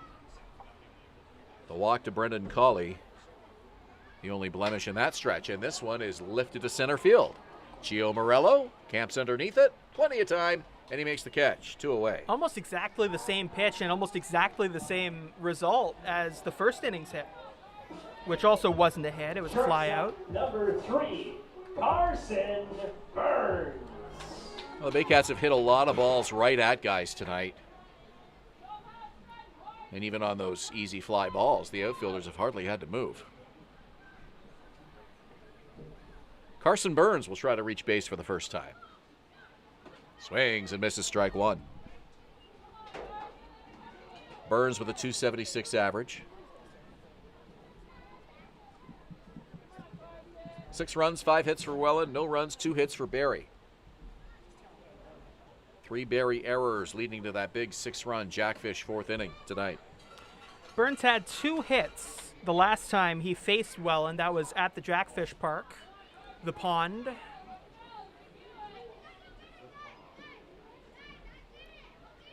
One ball, 1 strike.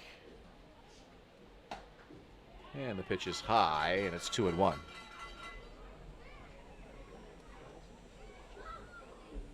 Already has more stolen bases this season, Burns does, than he did all of last season.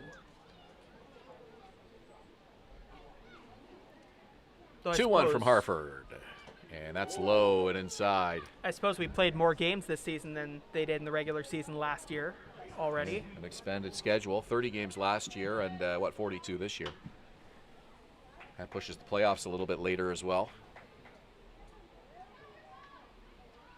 3-1 on the way. Foul back to the screen, and the count is full. Big bright moon above us in the left field sky. Nice clear sky here in Springwater Township, just north of Barrie. And it's not nearly as humid as it was to open up this game. It's turned into a nice night for baseball. Feels a little better. And one of the biggest crowds of the year we've seen so far. 3-2, and that's lifted up high. Should stay in the infield. It's playable for the third baseman Hunt, and he makes the catch. Baycats go 3 up, 3 down in the 5th. We go to the 6th, and it's 6-0 Welland. You're watching Rogers TV in Barrie and Baycats TV. For the Baycats in the 6th inning, no.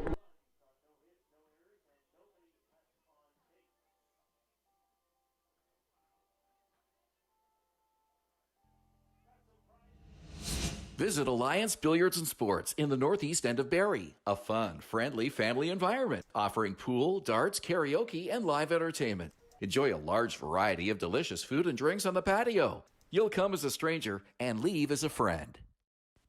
Revive MD Medical and Aesthetic Clinic, privately owned by Dr. Marina Bachet, a one-of-a-kind clinic that covers a variety of medical and cosmetic concerns. Visit 411 Bayfield Street, Unit B12 in Barrie, or revivemedspa.ca. Join us this summer at the Baycats Summer Baseball Camp.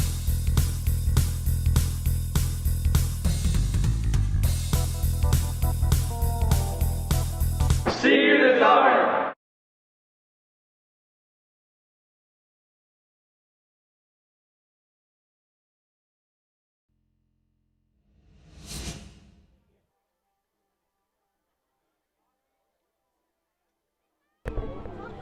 We go to the 6th inning here at Vintage Throne Stadium, and it's brought to you by Canadian Brew House. Our house is your house. And on the play-by-play mic for the next 2 frames is my partner, Patrick Milburn. Thank you very much, Ben Davey. Gianfranco Morello will lead things off here in the 6th. It'll be Morello, then Justin Gideon, and Sam Cocker to face off against Brad Grieveson. Grieveson entering his 6th inning of work. 6th inning for Welland. Center fielder number 11, Gio Morello. 85 pitches so far for Jake Harford as he's completed 5 innings.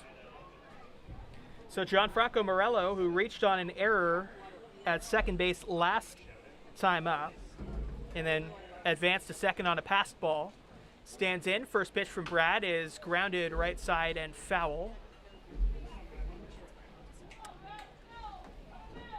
Gravison already over 100 pitches.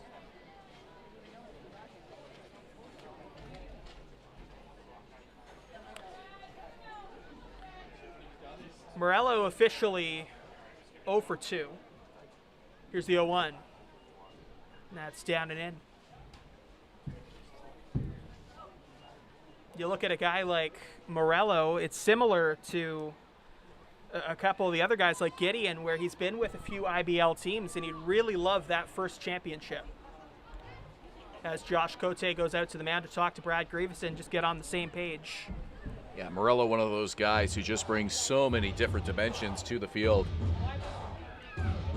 Offers an awful lot at the plate with his bat. He's got good speed and a great glove out there in center field for the Jackfish.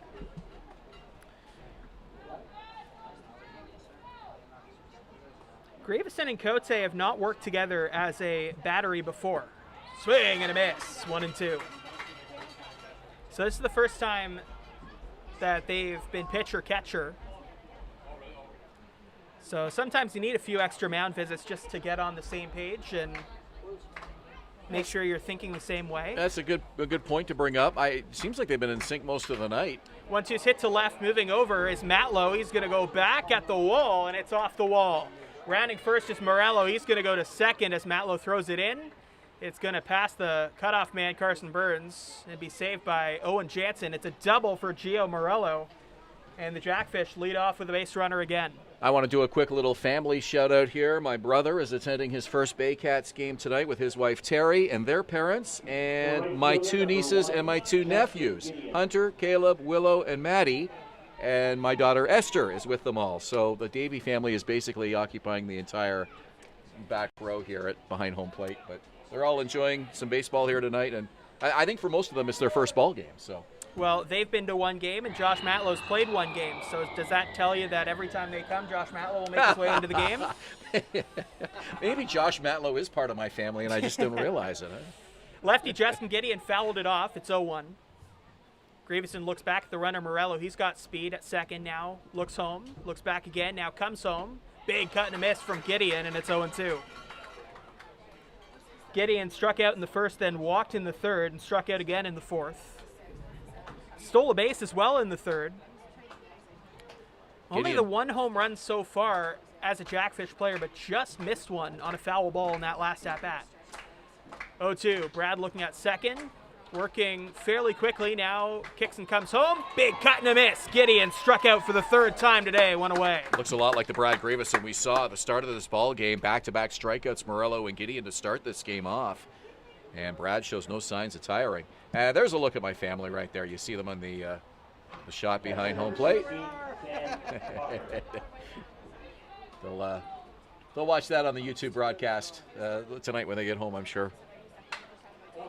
Fly ball left side. That one could be trouble. It's carrying, but Jake Wilson's got under it. He'll make the catch, and there are 2 away. Throws it back in. Morello will tag and go to third. There are 2 away here in the 6th. A dangerous batter, and Sam Cocker retired. That would have been an awful home run call by me if Sam Cocker had hit that one out. Third baseman number 25. You know what? It's never as bad as you think, but it's never as good as you think either. That time I said like 3 things at once, and it all kind of messed up in the middle of the sentence. I expect better of myself. Do you watch our broadcasts? Sometimes, yeah. When you go home or the following day? Sometimes. Yeah. Pitch from Grieveson, up high, not a strike that time. It's been a little on the inconsistent side upstairs in the zone today. Yeah, I watch our broadcasts too. Sometimes I pick up on little things. Ethan Hunt is 0 for 3 today. We're always trying to improve the experience for you at home. On the ground, first base side, that one is gloved by Adam Odd. He'll step on the base and end the inning. So a double, but nothing else. Heading to the bottom of the 6th, it's still 6-0 for the Welland Jackfish. You're watching Barrie Baycats on Baycats TV and on Rogers TV in Barrie. No errors and 1 left on base.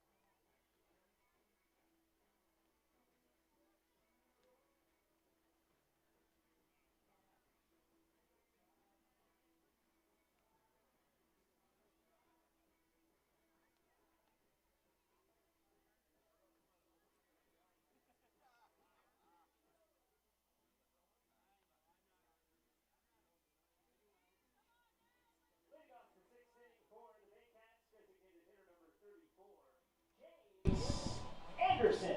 Fans, Baycats Shop is your one-stop shop for all things Baycats. From jerseys, hoodies, t-shirts, hats, and fan gear, Baycats Shop has it all. Visit shopbaycats.com today or follow on Instagram at shopbaycats. James Anderson will lead things off in the inning. James Smybert will lead things off in the next inning. Anderson hits it up the middle. That's going to drop for a base hit. Anderson swung at the first pitch and got his pitch.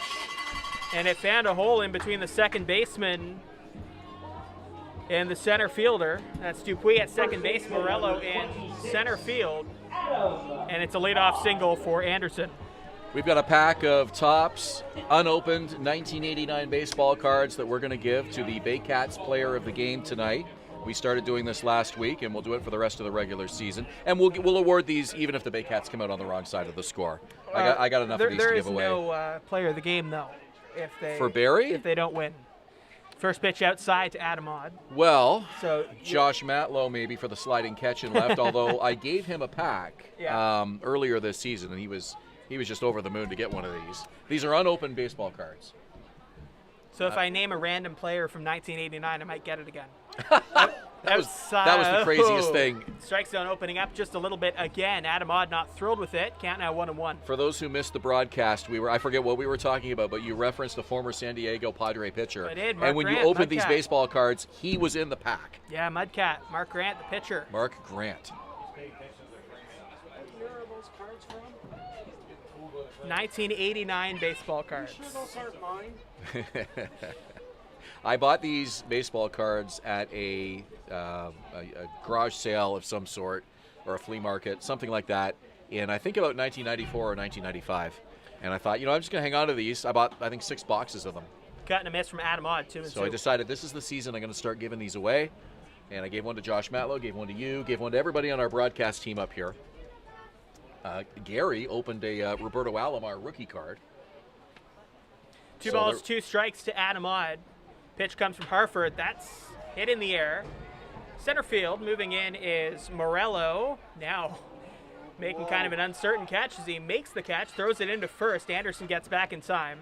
So the first out of the inning. Well, Anderson wanted to be ready. He wasn't sure if that ball drops. He wanted to make sure he had plenty of time to get to second. Last thing you want to do is get thrown out of second base on a shallow fly ball. So that's what James was thinking there. But he did the right thing, didn't overcommit, and was able to leave just enough space for him to get back with a slide. It did almost fool Morello. He came up as if it was routine and then kind of moved left and right a little bit uncertainly. Here's Josh Cote. In games where I'm on the mic and Josh Cote is in the batter's box, he's hit 2 home runs in all of them. Of course, that was only one game. You and Josh are a combined home run total of 2, eh? Oh. Cote crushed those 2 homers in Brantford. You can see that game on Baycats TV. That's hit to center field. Moving back is Morello. Come on. Morello under it. He'll make the catch. 2 away. I was hoping for you that would go. Oh, my gosh. That would be another moment of the season, wouldn't it? Here's Josh Matlow. Let's listen to the ovation. The left fielder, number 18, Josh Matlow. And you mentioned Josh had one at bat last year on the road, but I think this is his first plate appearance in front of this crowd since his first tenure with this club. You're absolutely right. He had 4 plate appearances in Welland last year. First pitch to Matlow is up and in. Gets away from the catcher, but not far enough for Anderson to advance. Matlow had a hit, had a walk, so his average in his return to the Barrie Baycats is .250. You know what Brandon Hillier's telling him right now? I'm not a hitter. My average is higher than you. I'm challenging you to beat me. We'll see. 1-0. That might change here. Matlow on the ground to short. Over to first, and that'll end the inning. Smeebert to Porchelato. And that's it for the 6th. Heading to the 7th. Welland Jackfish 6, Barrie Baycats 0. You're watching Baycats TV and the Barrie Baycats on Rogers TV in Barrie. For the Baycats in the 6th inning, no runs on 1 hit, no errors, and 1 left on base.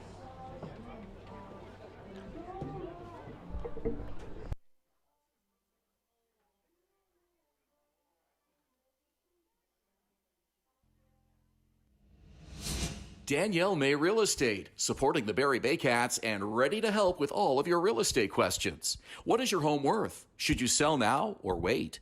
Danielle is dedicated to your success. The next time you think real estate, think Danielle May.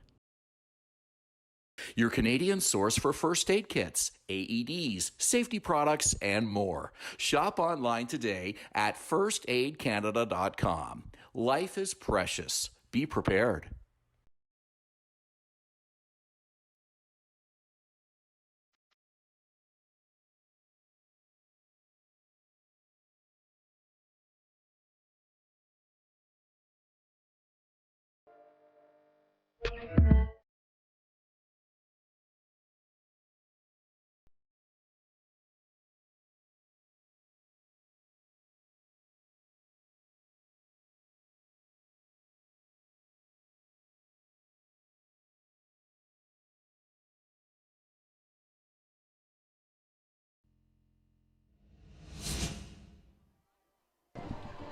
Welcome back. 7th inning brought to you by Firehouse Subs Barrie and Aurelia. Only top quality, freshly sliced meats and cheeses piled high on toasty hot rolls. Buy subs, save lives. And you can also buy Baycats tickets. Available for every game at Vintage.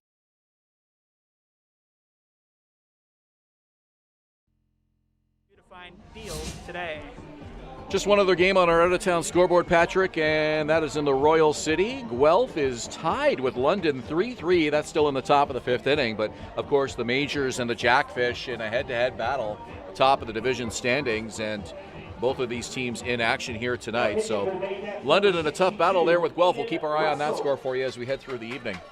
Patrick Melbourne, Ben Davey here with you on Baycats TV. Brian Backlund, our producer. Gary Mason, our statistician and point streak operator. Troy Wellington working on the graphics for us today on the video board and some of the score bug. Dan Miller is working on the sound and behind the scenes. Rob Daniels, our PA announcer, and Bob Hurley, our team photographer. Glad to have you with us. Bob back, and he was away for a little vacation there, and looks well rested and back in action here. Smeibert to face off against the new pitcher, Aiden Russell. Russell in his first inning of work. Lefty in relief of Brad Grieveson. Lefty kicks and comes home. It's a lefty-lefty matchup, and Smeibert will foul it back to the screen. Russell has been one of the Baycats' most effective relievers all season, Patrick, a 2.07 ERA, 13 innings of work, and this is his 13th appearance of the season, all of them in relief. Smeibert 2 for 2 with a walk. Russell kicks and comes home. Swing and a miss. Smeibert down on strikes, 1 away. So that'll bring up Brandon Nicholson, the speed threat. That's Russell's 12th strikeout of the season. He has just 7 walks. Big strikeout here to start off. Russell's mostly a one-inning guy. There's someone else warming in the Baycats bullpen right now. For Welland, number 2, Zarly Sino. Zarly Cena is actually going to pinch hit for Brandon Nicholson. Kicks and throws up high. Cena, number 2 for the Jackfish. Nicholson was the DH, so there's no defensive impact for this move. I assume it's lefty-righty, to be honest, because Russell's a left-hander and Grieveson was the righty, as that one's upstairs, and it's 2-0. And if you're wondering, Cina spelled C-I-N-A, so no relation to John. Russell, glove by the waist, kicks and fires. Pops up, left side, moving over is the third baseman, Colley. Gets onto the dirt and can't make the play. Great effort by Brendan Colley, but it's a foul ball. He had to go an awful long way for that, and just ran out of time and space over there on that warning track. Good effort by Colley. Nice thing about Colley, he's Josh Matlow likes the fact that he can put him just about anywhere. Very versatile, he's young, and they're hoping to have him around here for an awful long time. Yeah, let me know when it's up. Like, change the name here. Russell comes home. That's a strike. 2-2. It's a righty warming up for the Baycats in the bullpen. Nicholson was 0 for 3 today in his previous at-bat, so chance for Brian Essery to get Cina into the lineup with a 6-run lead. 2-2 is outside, gets away from the catcher. Nobody's on base, though, so no impact. It is a full count, though. Cina hitting .333 on the year with a homer and 12 RBI.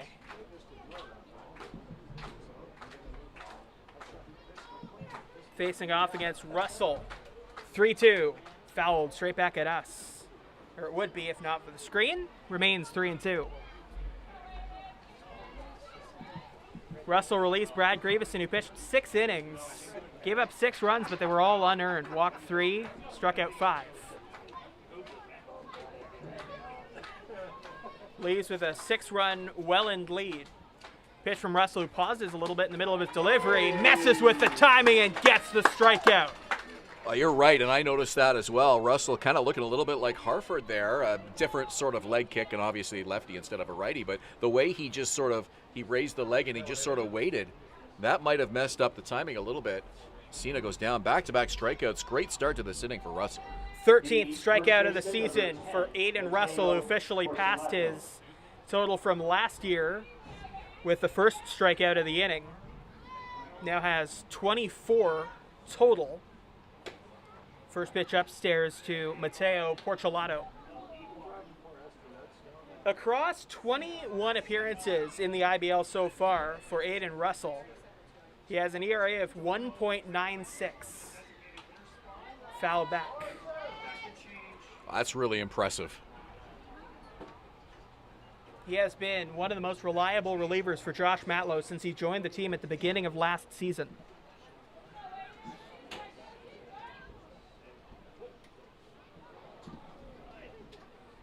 Porcelato back in the batter's box. Bat over the shoulder. Russell working quickly, comes home. Hits to left field. Moving back is Matlow.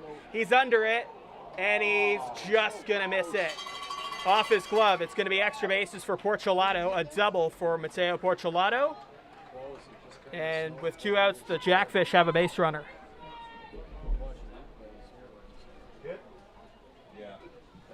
It will be scored a hit. It was a tough play.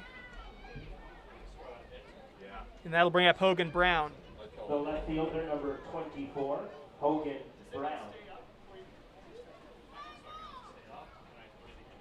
Great effort by Josh Matlow in left field there. Would have been a tough play really for any left fielder.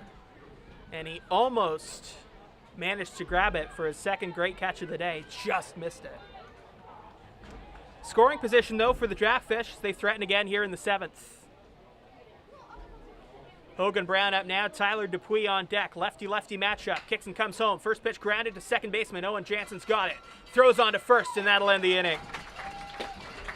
Gets the ground out, and the Jackfish do not score in the top of the 7th. Heading to the bottom of the 7th. Still 6-0 for Welland. Barrie hoping to get on the board. You're watching Baycats TV and in Barrie on Rogers TV in Barrie. No runs on 1 hit, no errors, and 1 left on base.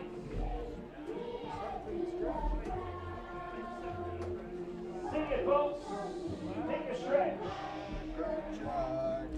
I don't care. I'm trying to get him to sing it. Oh, he sings it good. Yeah, I'm trying to get him to sing For it. the Baycats.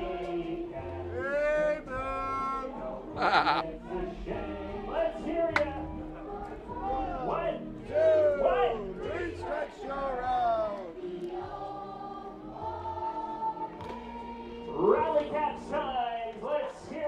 you make some noise for your Barrie Baycats tonight. My brother here and I, Matt, we like to taunt outfielders when we go to ball games. Cameron Maben was probably our best one. We had Robbie Grossman going pretty good one time when the Tigers were in town. Who wants that? All right, get your Cameron tickets out, Maben, folks. It's the 50-50. obviously known for being part of that Miguel Cabrera. Yeah. So you can try and win this prize tonight.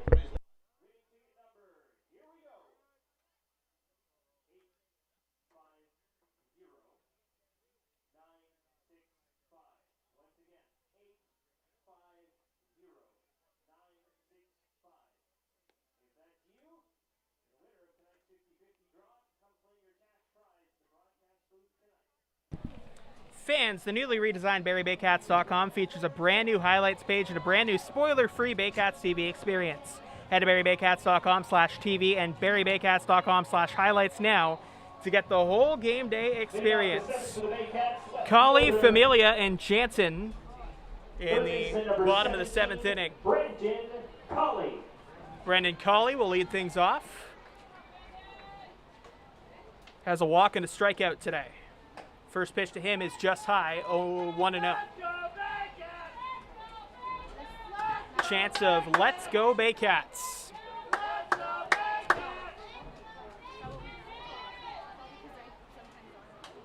Fouled straight back our direction. Really good crowd here tonight, and as mentioned before, maybe the biggest crowd we've had of the season. Only got a few games left to enjoy here at Vintage Throne Stadium before we head to the postseason. 3 games to be exact. A couple next week, and then Brantford ends the season here on the 21st of August. 2-1 the count.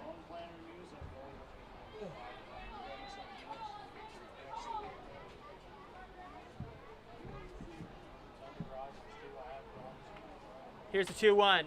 Popped up. Should stay in the infield. Moving over is the second baseman, Dupuis. He'll make the catch, and that's the first out. Inning number 7 brought to you by Firehouse Subs, Barrie and Aurelia. Only top quality, freshly sliced meats and cheeses piled high on toasty hot rolls by Subs. Save lives. Here's Juan Familia looking for a big hit. He is on a bit of a cold run.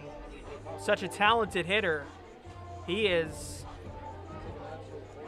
He's due. He's ready for a big hit. Yeah, they really need Juan Familia to catch fire here at the plate. He's certainly had his share of chances and has seen some real quality playing time in right field for the Baycats this season. Average right around the 200 mark coming into tonight. First pitch, a strike, 0-1.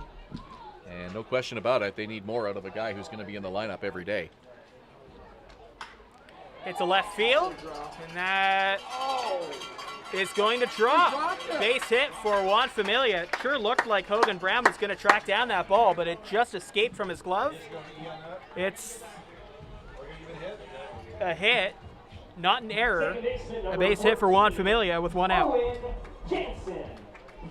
Not sure if he made the initial catch and then it squirted out of his glove, or maybe it bounced into his glove. We couldn't tell from this far back.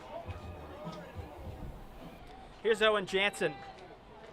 Jansen's been on the top, or near the top, not on the top yet, but near the top of the IBL batting average leaderboards for a lot of this season now. First pitch to him's a strike. One thing Welland does so well, and we're seeing it again here tonight, is they just don't let you get any momentum against them. Hartford has given up a handful of hits and walks here tonight, but very few back-to-back chances for Barrie to get anything going and build some momentum in an inning. Their best chance was in the second when they left the bases loaded. That's a ball.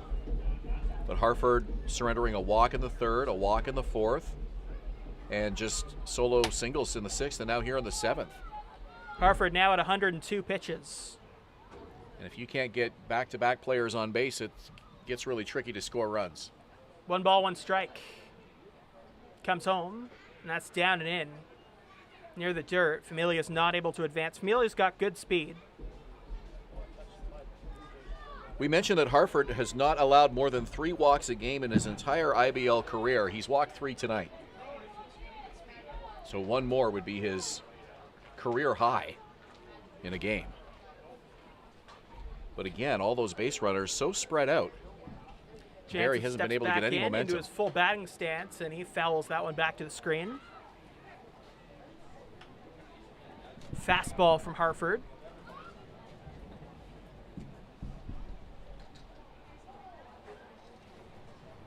Count even at 2-2. Harford on the season now has a 2.87 ERA. Has not given up a run tonight, so that's going to go down. No earned runs from either starting pitcher tonight. How about that? On the ground, up the middle, could get through, and it's going to get through. Harford almost made the play, but it was too quick going back his direction. It's going to be a base hit for Owen Jansen. Familia up to second, and the Baycats have 2 straight singles here in the 7th. And the first time Barrie has had back-to-back base runners since that second inning when they left the bases loaded. So let's see if they can rewrite that narrative that we've been talking about here in this 7th inning and build some momentum. Get some runners aboard back-to-back here, and with one out, they're going to get that chance with the top of the order. Jake Wilson now coming to the plate. The lefty Wilson against the righty Harford. First pitch to him is outside, ball 1. I know Harford was a little frustrated at himself there that he wasn't able to make that play, but again, one of those situations where if you're a pitcher, you got to think awful quick. Are you going to knock that ball down, keep it in front of you, let it go, let the defense behind you pick it up? And it just didn't work out for him on that play. Pitch down and in, ball 2. And there is a bit of a gap up the middle between where Smybert and Dupuis are playing. It is not... Well, I mean, the way Smibert's playing, it could be a double play possibility, but the way Dupuis is playing, it'd be tough. 2-0, 2 on, 1 out here in the 7th. Swinging is Jake Wilson, he fouls that one away. It's a big at-bat here. I mean, you're down 6 runs, but this is really your chance to try to, again, build some momentum, get something going, and just try to get to Harford here somehow in this 7th inning. And it's the top of the order again, right? So it's going through the batting order now for the 4th time, which is when hitters start getting a big advantage. Yeah, it's a great point. 2 on the count. Here it is. Outside, ball 3. Well, we haven't seen Harford do that a whole lot tonight on a 2-1 pitch. That one he just sort of sailed, might have slipped out of his hand.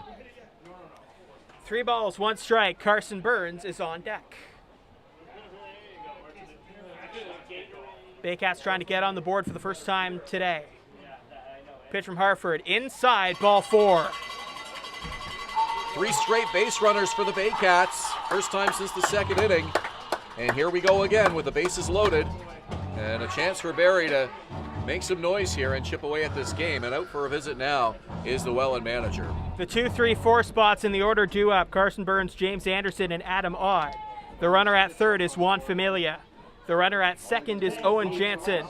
Good speed at both 3rd and 2nd. Really good speed at 1st with Jake Wilson. A meeting on the mound between Jake Harford, catcher Sam Cocker, and the coaching staff for the Welland Jackfish. Jackfish manager is Brian Essery. I'd be surprised if they take him out of the game. The home plate umpire out now to break up the conference. Everybody, all the infielders are out there along with the catcher. And they're going to let Harford try to pitch out of this jam here in the 7th inning. You have a right-hander throwing in the Welland bullpen. Over 110 pitches now for Harford. So this may be his last batter, or at the very least last inning. Well, Harford pitched 9 in his last outing against Barrie. He's a guy that can go the distance. Let's see what he does here with the bases loaded and 1 out in the 7th inning. There is a very relevant out-of-town scoreboard game happening, by the way. We'll get you info on that when it's a little less tense here. Bases loaded, 1 out. Burns fouls the first pitch back. Count now 0-1. Just to sneak it in there, London and Guelph are tied at 3. London and Welland are tied at the top of the IBL right now. Here's the 0-1. Hit off the end of the bat, foul left side.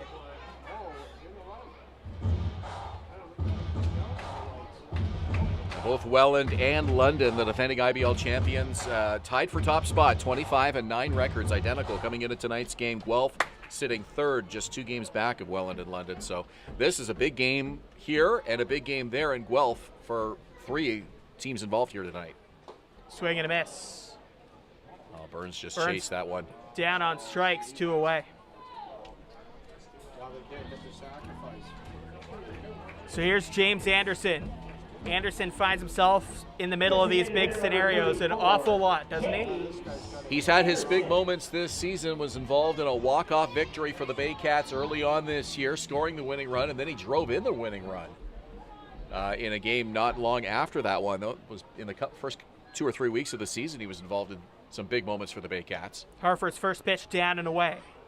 Anderson taking all of the way. Familia on third, Jansen on second, Wilson on first. Good speed all around the base paths. Best speed at first base. Count 1-0. Harford comes home. On the ground to first base. Porcelato's got it. Flips it to Harford. And the Jackfish get out of the inning once again. Heading to the 8th. Welland Jackfish 6. Barrie Baycats 0. Ben Davey to call it for you. You're watching Baycats TV and the Baycats on Rogers TV in Barrie.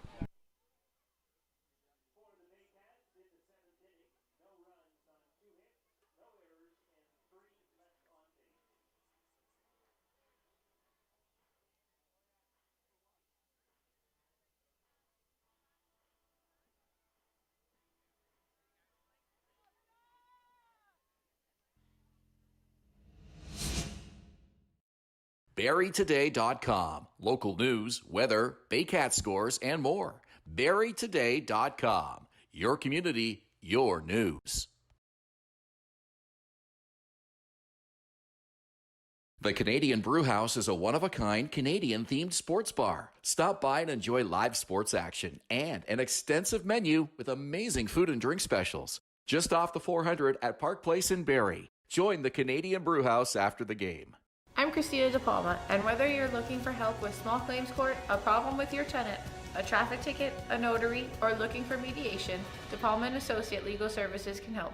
Know the rules, know your rights, solid advice.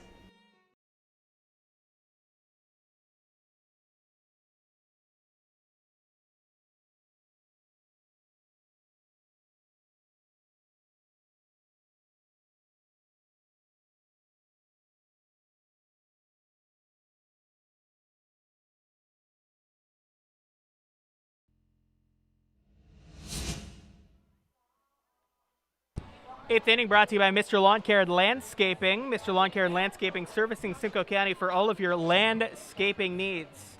The Welland Jackfish scored 6 unearned runs in the top of the 4th inning, and that's been all the scoring in this game. Neither team has scored an earned run today.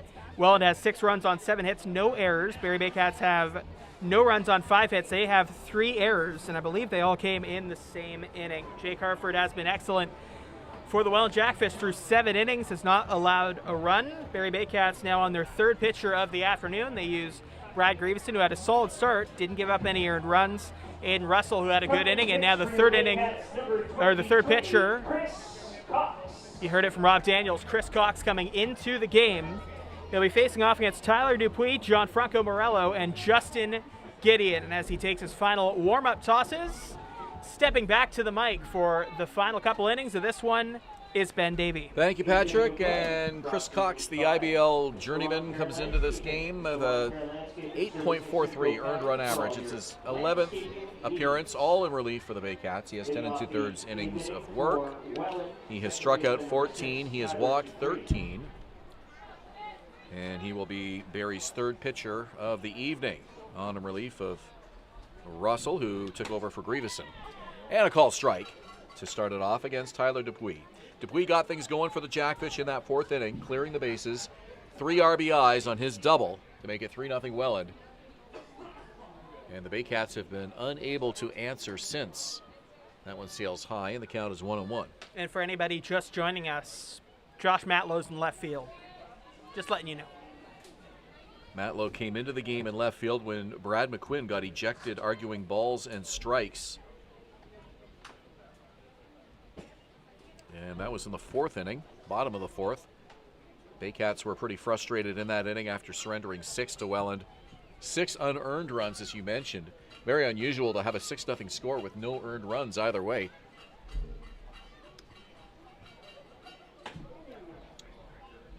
All 3 Baycat errors coming in that 4th inning.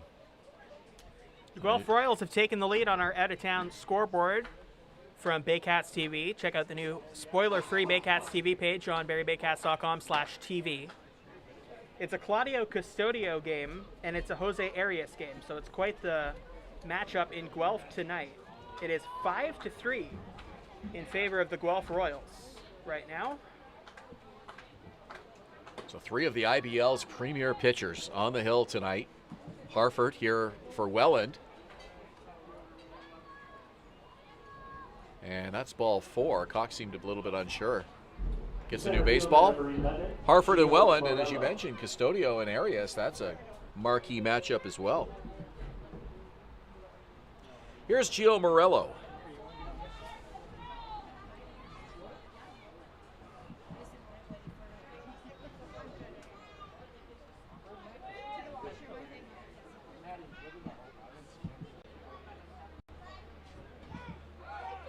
Runner goes, pitches high, here's the throw down, the tag, and he's out. Not a very good slide by Tyler Dupuis. I think he thought he had that throw beat. And he came in well after the tag. Byron Reichstein has a triple in that out-of-town game. So the Majors, if they lose that game, will not be in first place. The Jackfish been in first place for a little while.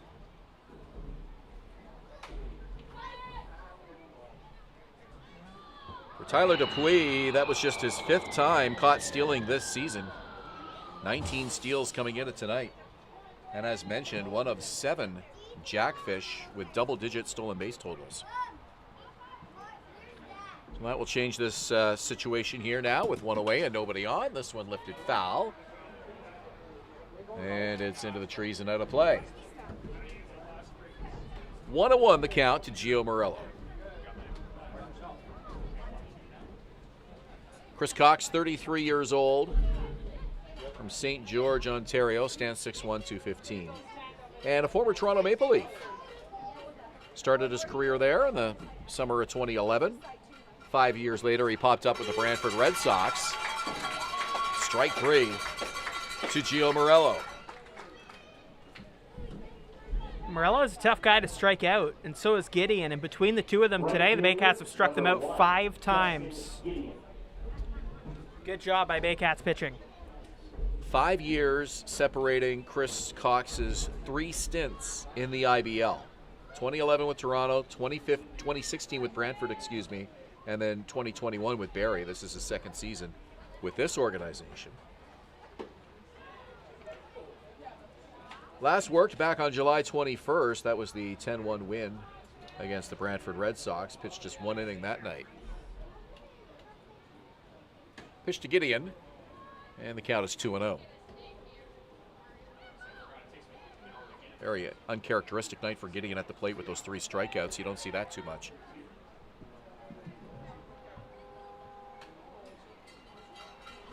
Well, and you see this so much in baseball, and it's really irrelevant, but you erase 1 inning, the 4th, and this is a completely different ballgame tonight.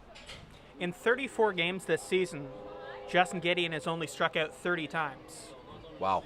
So he doesn't strike out very often. He strikes out less than once a game. This one rocked to center field, and that's going to be caught by a diving Jake Wilson. My goodness. How about Jake Wilson going all out to make that diving catch in center field and get the Baycats off the field in the top of the 8th. A highlight reel catch by the Barrie native. Go to the bottom of the 8th inning. 6-0 Welland. You're watching Rogers TV in Barrie and Baycats TV. As we know, a great catch in center field by Jake Wilson.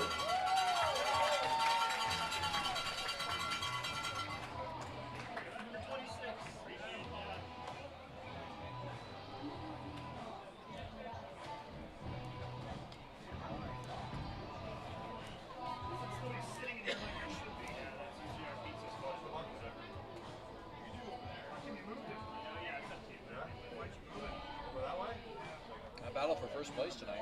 Yep.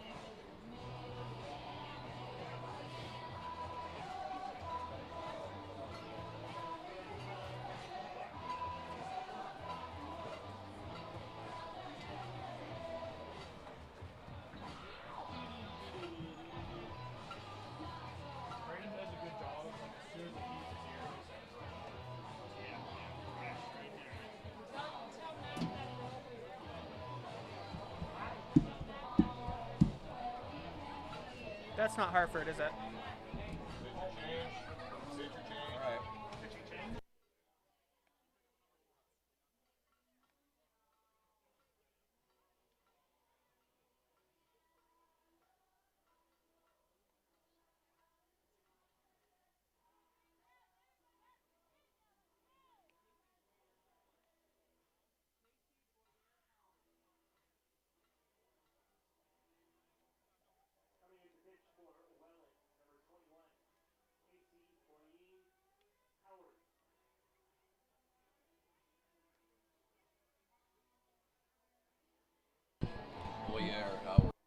New pitcher for the Welland Jackfish, Casey Boyer-Howard, making his 14th appearance of the season.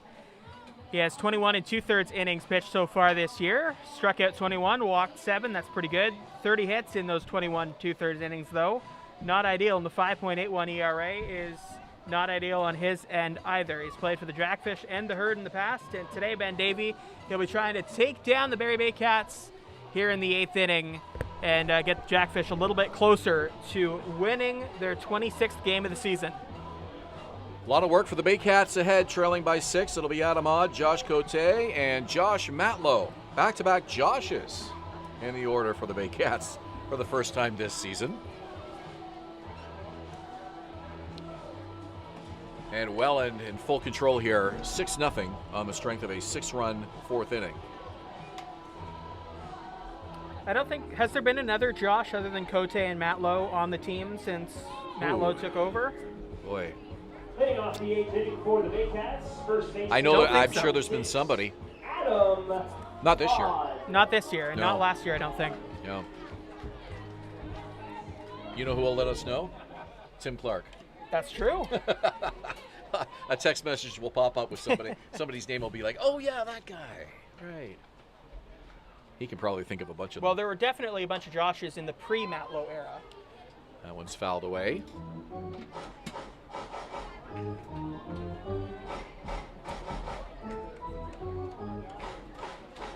Now you've got my brain running through all the teams I can think of, trying to come up with somebody for you. 0-1, the count to Adam Odd. And this one chopped to the middle of the infield, picked up by the shortstop. Smybert makes the throw over. 1 out here in the 8th. Josh Cote, 0 for 3 tonight. Boyer-Howard out of the University of Guelph. Stands at 5'11" on the mound. He's a righty. He's from Brantford, so it's kind of interesting that he's never played for the Red Sox. Just Welland and Burlington so far in his career. I think there's a rule in the IBL that says since he's from Brantford, he can go to the Red Sox at some point if he wants to. He can elect to do a hometown kind of rule. I believe there's that rule, because I'm pretty sure that's the kind of thing Castaldo did to go back to Toronto.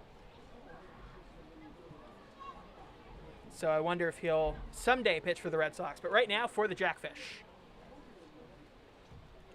From the Bells, here's the 0-1 pitch. And it's fouled at home plate. And that one bounced right back up and hit Cote. He'll take a walk around. As the home plate umpire, it's a fresh baseball to the catcher. Cote, one of 2 catchers this season, one of 2 rookie catchers for the Baycats to hit a home run in their first game for the Baycats. Dylan Shepard, the other one. Cote and Shepard could be great catchers for this team for a long time.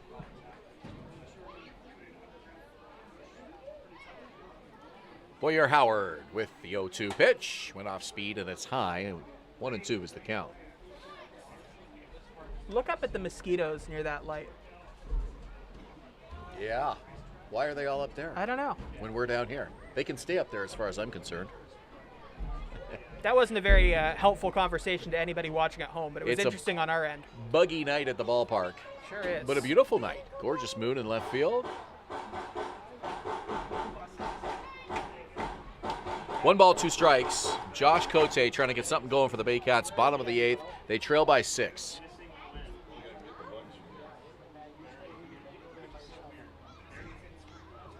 Boyer-Howard with the delivery.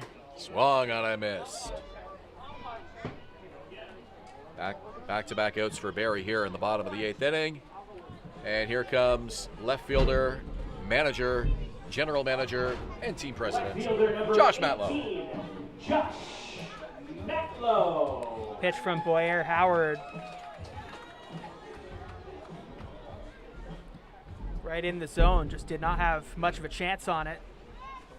Matlow Fooled him grounded as it out. curved on the outside part of the zone, just away from where Cote was swinging. Matlow with a ground out in his lone plate appearance tonight. How much does he want a base hit here? Get his average to 500. Oh, yeah. More importantly, though, I'm sure he's just thinking about getting on the board, getting his team ahead here, or getting a run at least. Try to get some momentum going. Down by 6. Pitches inside, and it's 2-0 to Josh Matlow. If Matlow gets a hit here, he'll be tied for second in batting average for the team. If you don't Let me guess, Hillier is take at the away top? the minimum at-bats. Yeah, Hillier's at the top, 667. He'll be tied with Dylan Shepard, who played a couple of games. So Hillier 2 for 3, I'm assuming? Hillier is 4 for 6. Oh, even more impressive. Has a walk as well. Oh. He can hit. Dylan Shepard had that home run. 1 of 2 hits and 4 at-bats. Then Tyler Plumpton is the official leader in batting average for the Baycats with 362. Owen Jansen and Malik Williams both at 357. Brad McQuinn started this game in left field, was ejected in the 4th for arguing balls and strikes. 2-1 pitch to Matlow. Foul back to the screen. That one jammed him and he fought it off. Welcome back to the batter's box. You get Casey Boyer Howard's velocity up in the zone. That was a tough one to battle away from.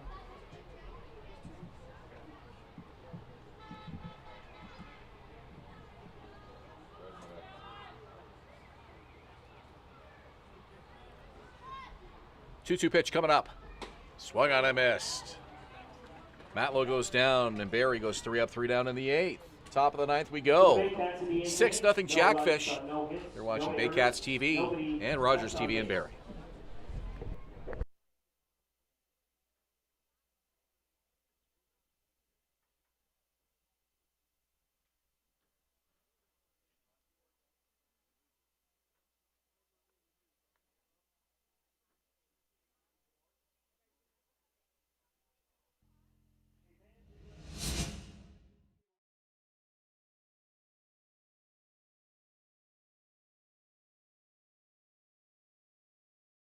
Visit Alliance Billiards and Sports in the northeast end of Barrie. A fun, friendly family environment offering pool, darts, karaoke, and live entertainment. Enjoy a large variety of delicious food and drinks on the patio. You'll come as a stranger and leave as a friend.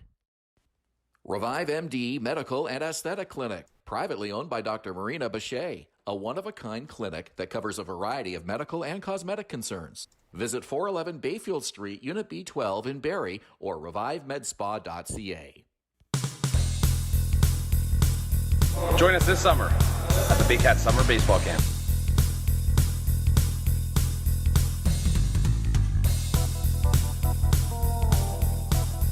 See you this summer.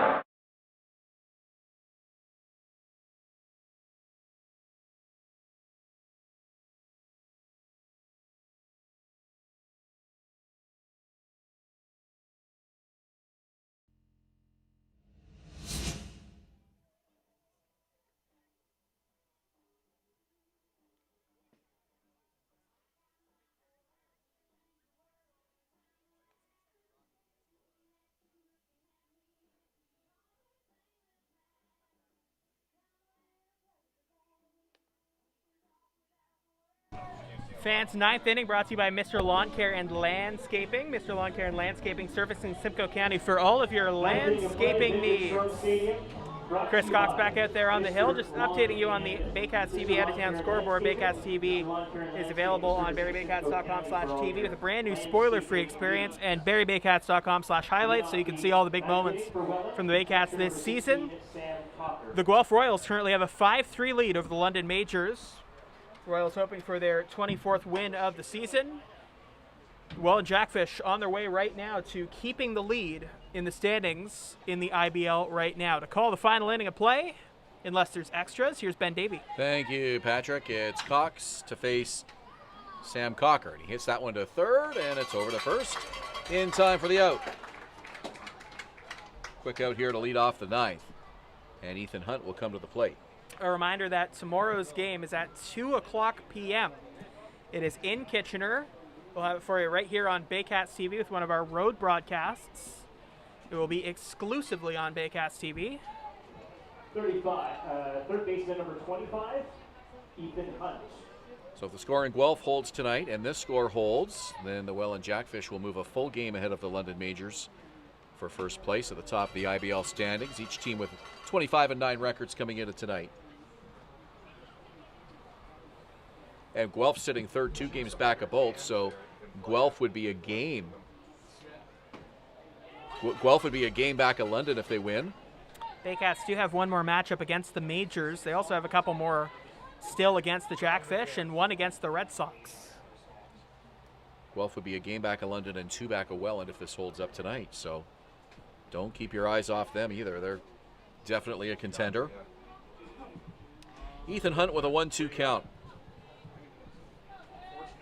Baycats have been shut out twice so far this season, both on the road. This would be their first shutout at home.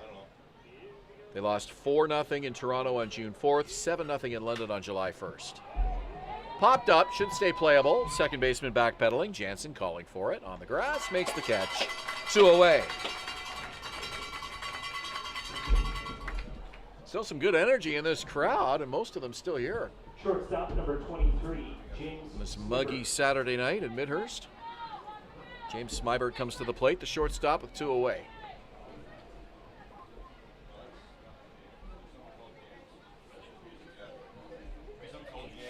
Swings and misses on the first pitch. How about Chris Cox? Comes in, walks Tyler Dupuis, but they get him stealing, and then Cox goes on to retire the next 4 in a row. On the ground, third base, Colley. In time for the out. Jackfish go 3 up, 3 down. Barrie needs 6 to tie. We go to the bottom of the 9th inning. You're watching Baycats TV and Rogers TV in Barrie. No hits, no errors.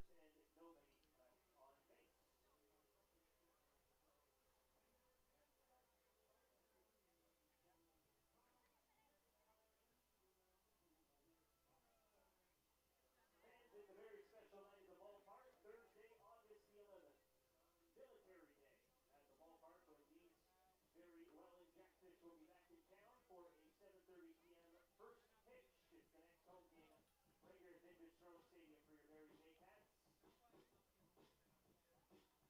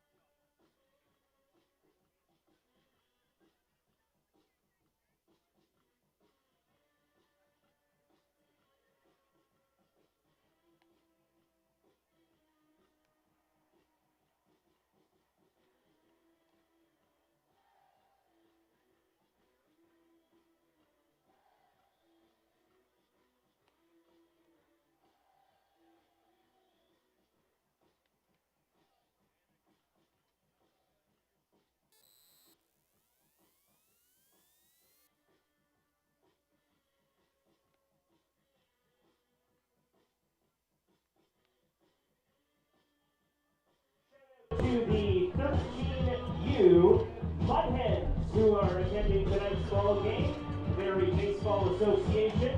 We have a couple of players on hand. Pitcher Logan Inglis, fielder Morrison King. We go to the bottom of the 9th inning. We're at Vintage Throne Stadium, and it is a 6-0 Welland Jackfish lead. Welland looking to improve their record head-to-head against the Baycats to 4-1. These teams meet twice more this month. As we mentioned, it's not an easy finish to the schedule for the Baycats. Welland is going to be right back here again on Thursday night next week, Thursday, August 11th. That's actually Barrie's next home opponent. And then the Baycats will play in Welland, the second last game of the season. Easy underhand toss to first is in time for the out.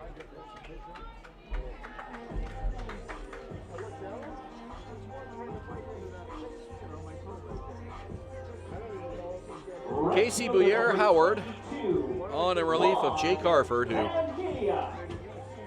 dealt another masterful start tonight for Welland.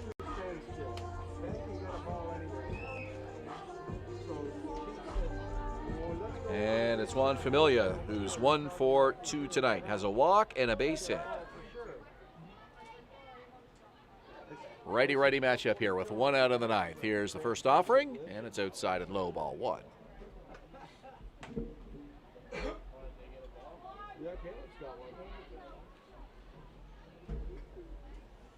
Barrie with a 20-15 record coming into this tonight. Time is called as Familia will step out, adjust his helmet, and he'll settle back into the box here.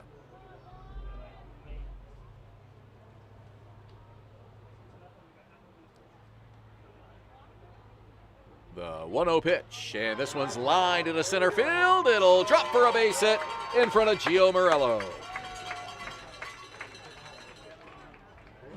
Solid contact from Familia on that pitch. He's been looking for that. Second baseman number 14, Owen Jackson. Yeah, Juan Familia's been a little bit sluggish, getting going for the Baycats. Just want to repeat myself there. I think I forgot to turn my mic on. Really solid hit there. Would love to see him continue that tomorrow and get on a hot streak. No question. Back-to-back singles here in the 7th and in the 9th. And there's 1 on with 1 out for number 9 hitter Owen Jansen. Jansen tonight 1 for 3. 6-0 Jackfish. Here's the pitch, and that's a low, ball 1.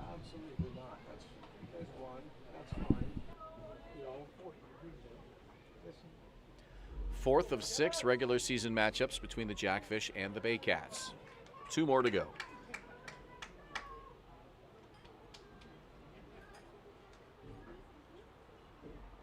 Runner does not go after bluffing a start, and looking him back is Cocker. Count is 2-0 to Owen Jansen. Jansen with a fly out to right, struck out looking, and singled in the 7th. Your daughter just helped your nephew get a ball there, Ben.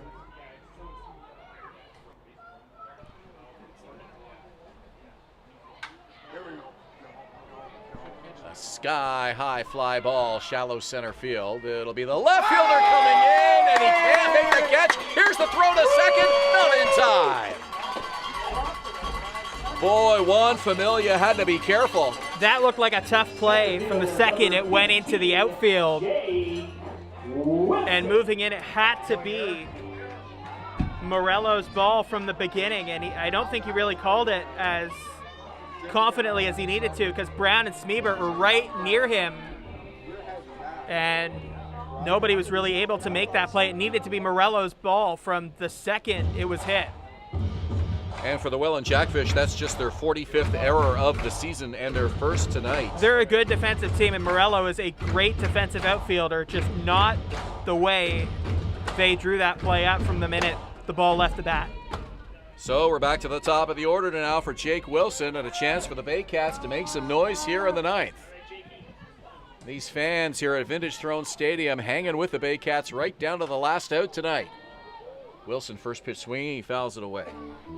So Welland and Barrie both with 45 errors now, tied for fewest in the IBL. And that's because the Baycats made 3 of them. All of them in that nightmarish 4th inning. The 4th inning tonight, the story of the ball game. You erase the 4th and we have a scoreless tie between these teams. And a called strike to Wilson. So Familia at second, Jansen at first, 1 out. Middle infield, double play depth, looking for a ground ball to end the game. Smeibert at short, Dupuis at second. Here's the 0-2 pitch. And protecting the plate is Wilson. He fouls it off to stay alive. Someone in the Jackfish dugout almost made the play.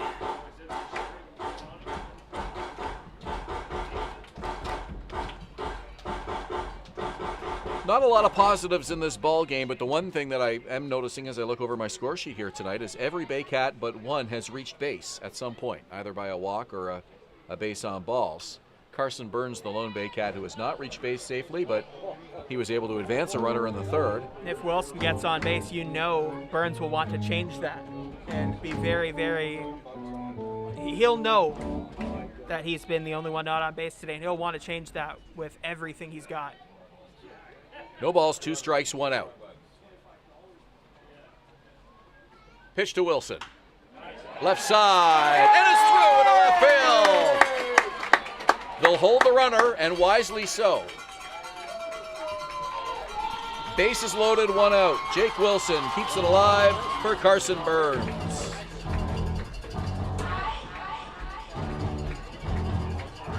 Great piece of hitting by Jake Wilson. Putting it to the left side, just out of the reach of the shortstop, who made a good diving effort.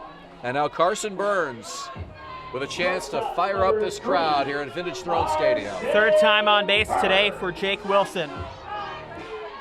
And Carson Burns, man, you would like to change the 0 for 4 day to give his first hit, and it would be a big hit.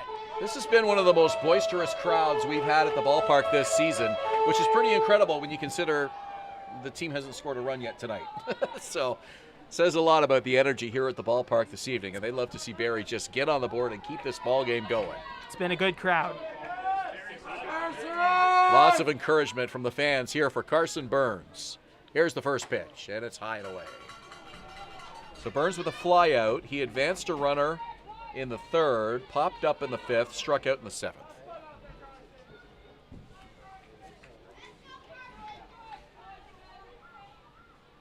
Casey Bouyer Howard with the delivery. And that misses low, and the count is 2 balls and no strikes. Being patient. He knows that the pitch count for Boyer Howard has gone up a little bit, so he's waiting for a strike. Burns 1 for 4 against Guelph on Tuesday night. 276 average coming into this evening. Here's the 2-0 pitch. And he hits this one to center field, pretty deep. Morello back, he's got a read on it, he makes the catch. The runner's tag, and that'll get a run across. In the score is Juan Familia. It's a 6-1 ball game. So not exactly what the Baycats needed in that situation, but it does break the shutout. And the game is still alive with 2 out for James Anderson. Hitter number 34, James Anderson.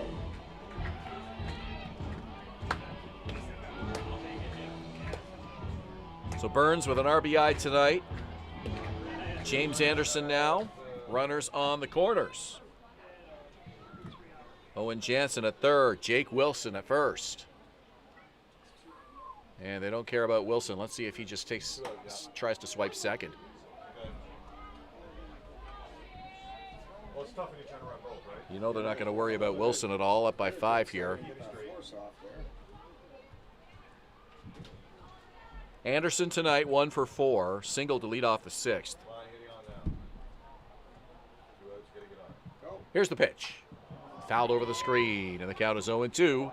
And the Jackfish now a strike away from nailing down their 26th win of the season.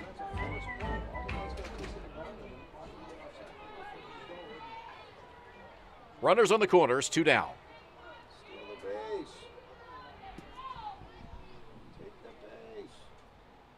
Casey Bouyer Howard to the belt. The leg kick and the 0-2, and it's low. You've got good speed at 3rd base with Owen Jansen and great speed at 1st with Jake Wilson. Yeah, they haven't sent Wilson, and I mean a 5-run ball game, but still, you got to think they're not even thinking about Wilson right now. They're going right at the man at the plate. But you don't want to run into an out. 1-2 pitch. Swing and a miss. That's the ball game. The Welland Jackfish hang on for a 6-1 win over the Baycats here tonight. Well, not the game the Baycats had hoped for heading into a weekend where they'll play 2 games, but Welland's a very tough team, and now they know once again what they might be facing in the postseason. So they'll try to put this behind them, face off against a Kitchener team that's a little bit better than its record would suggest tomorrow, and just take the positives away. I mean, the defense had some good moments, had some not so good moments, but you focus on the good moments, and the pitching looked pretty good. No earned runs against Baycats pitching today. So you look at the positives and you move forward.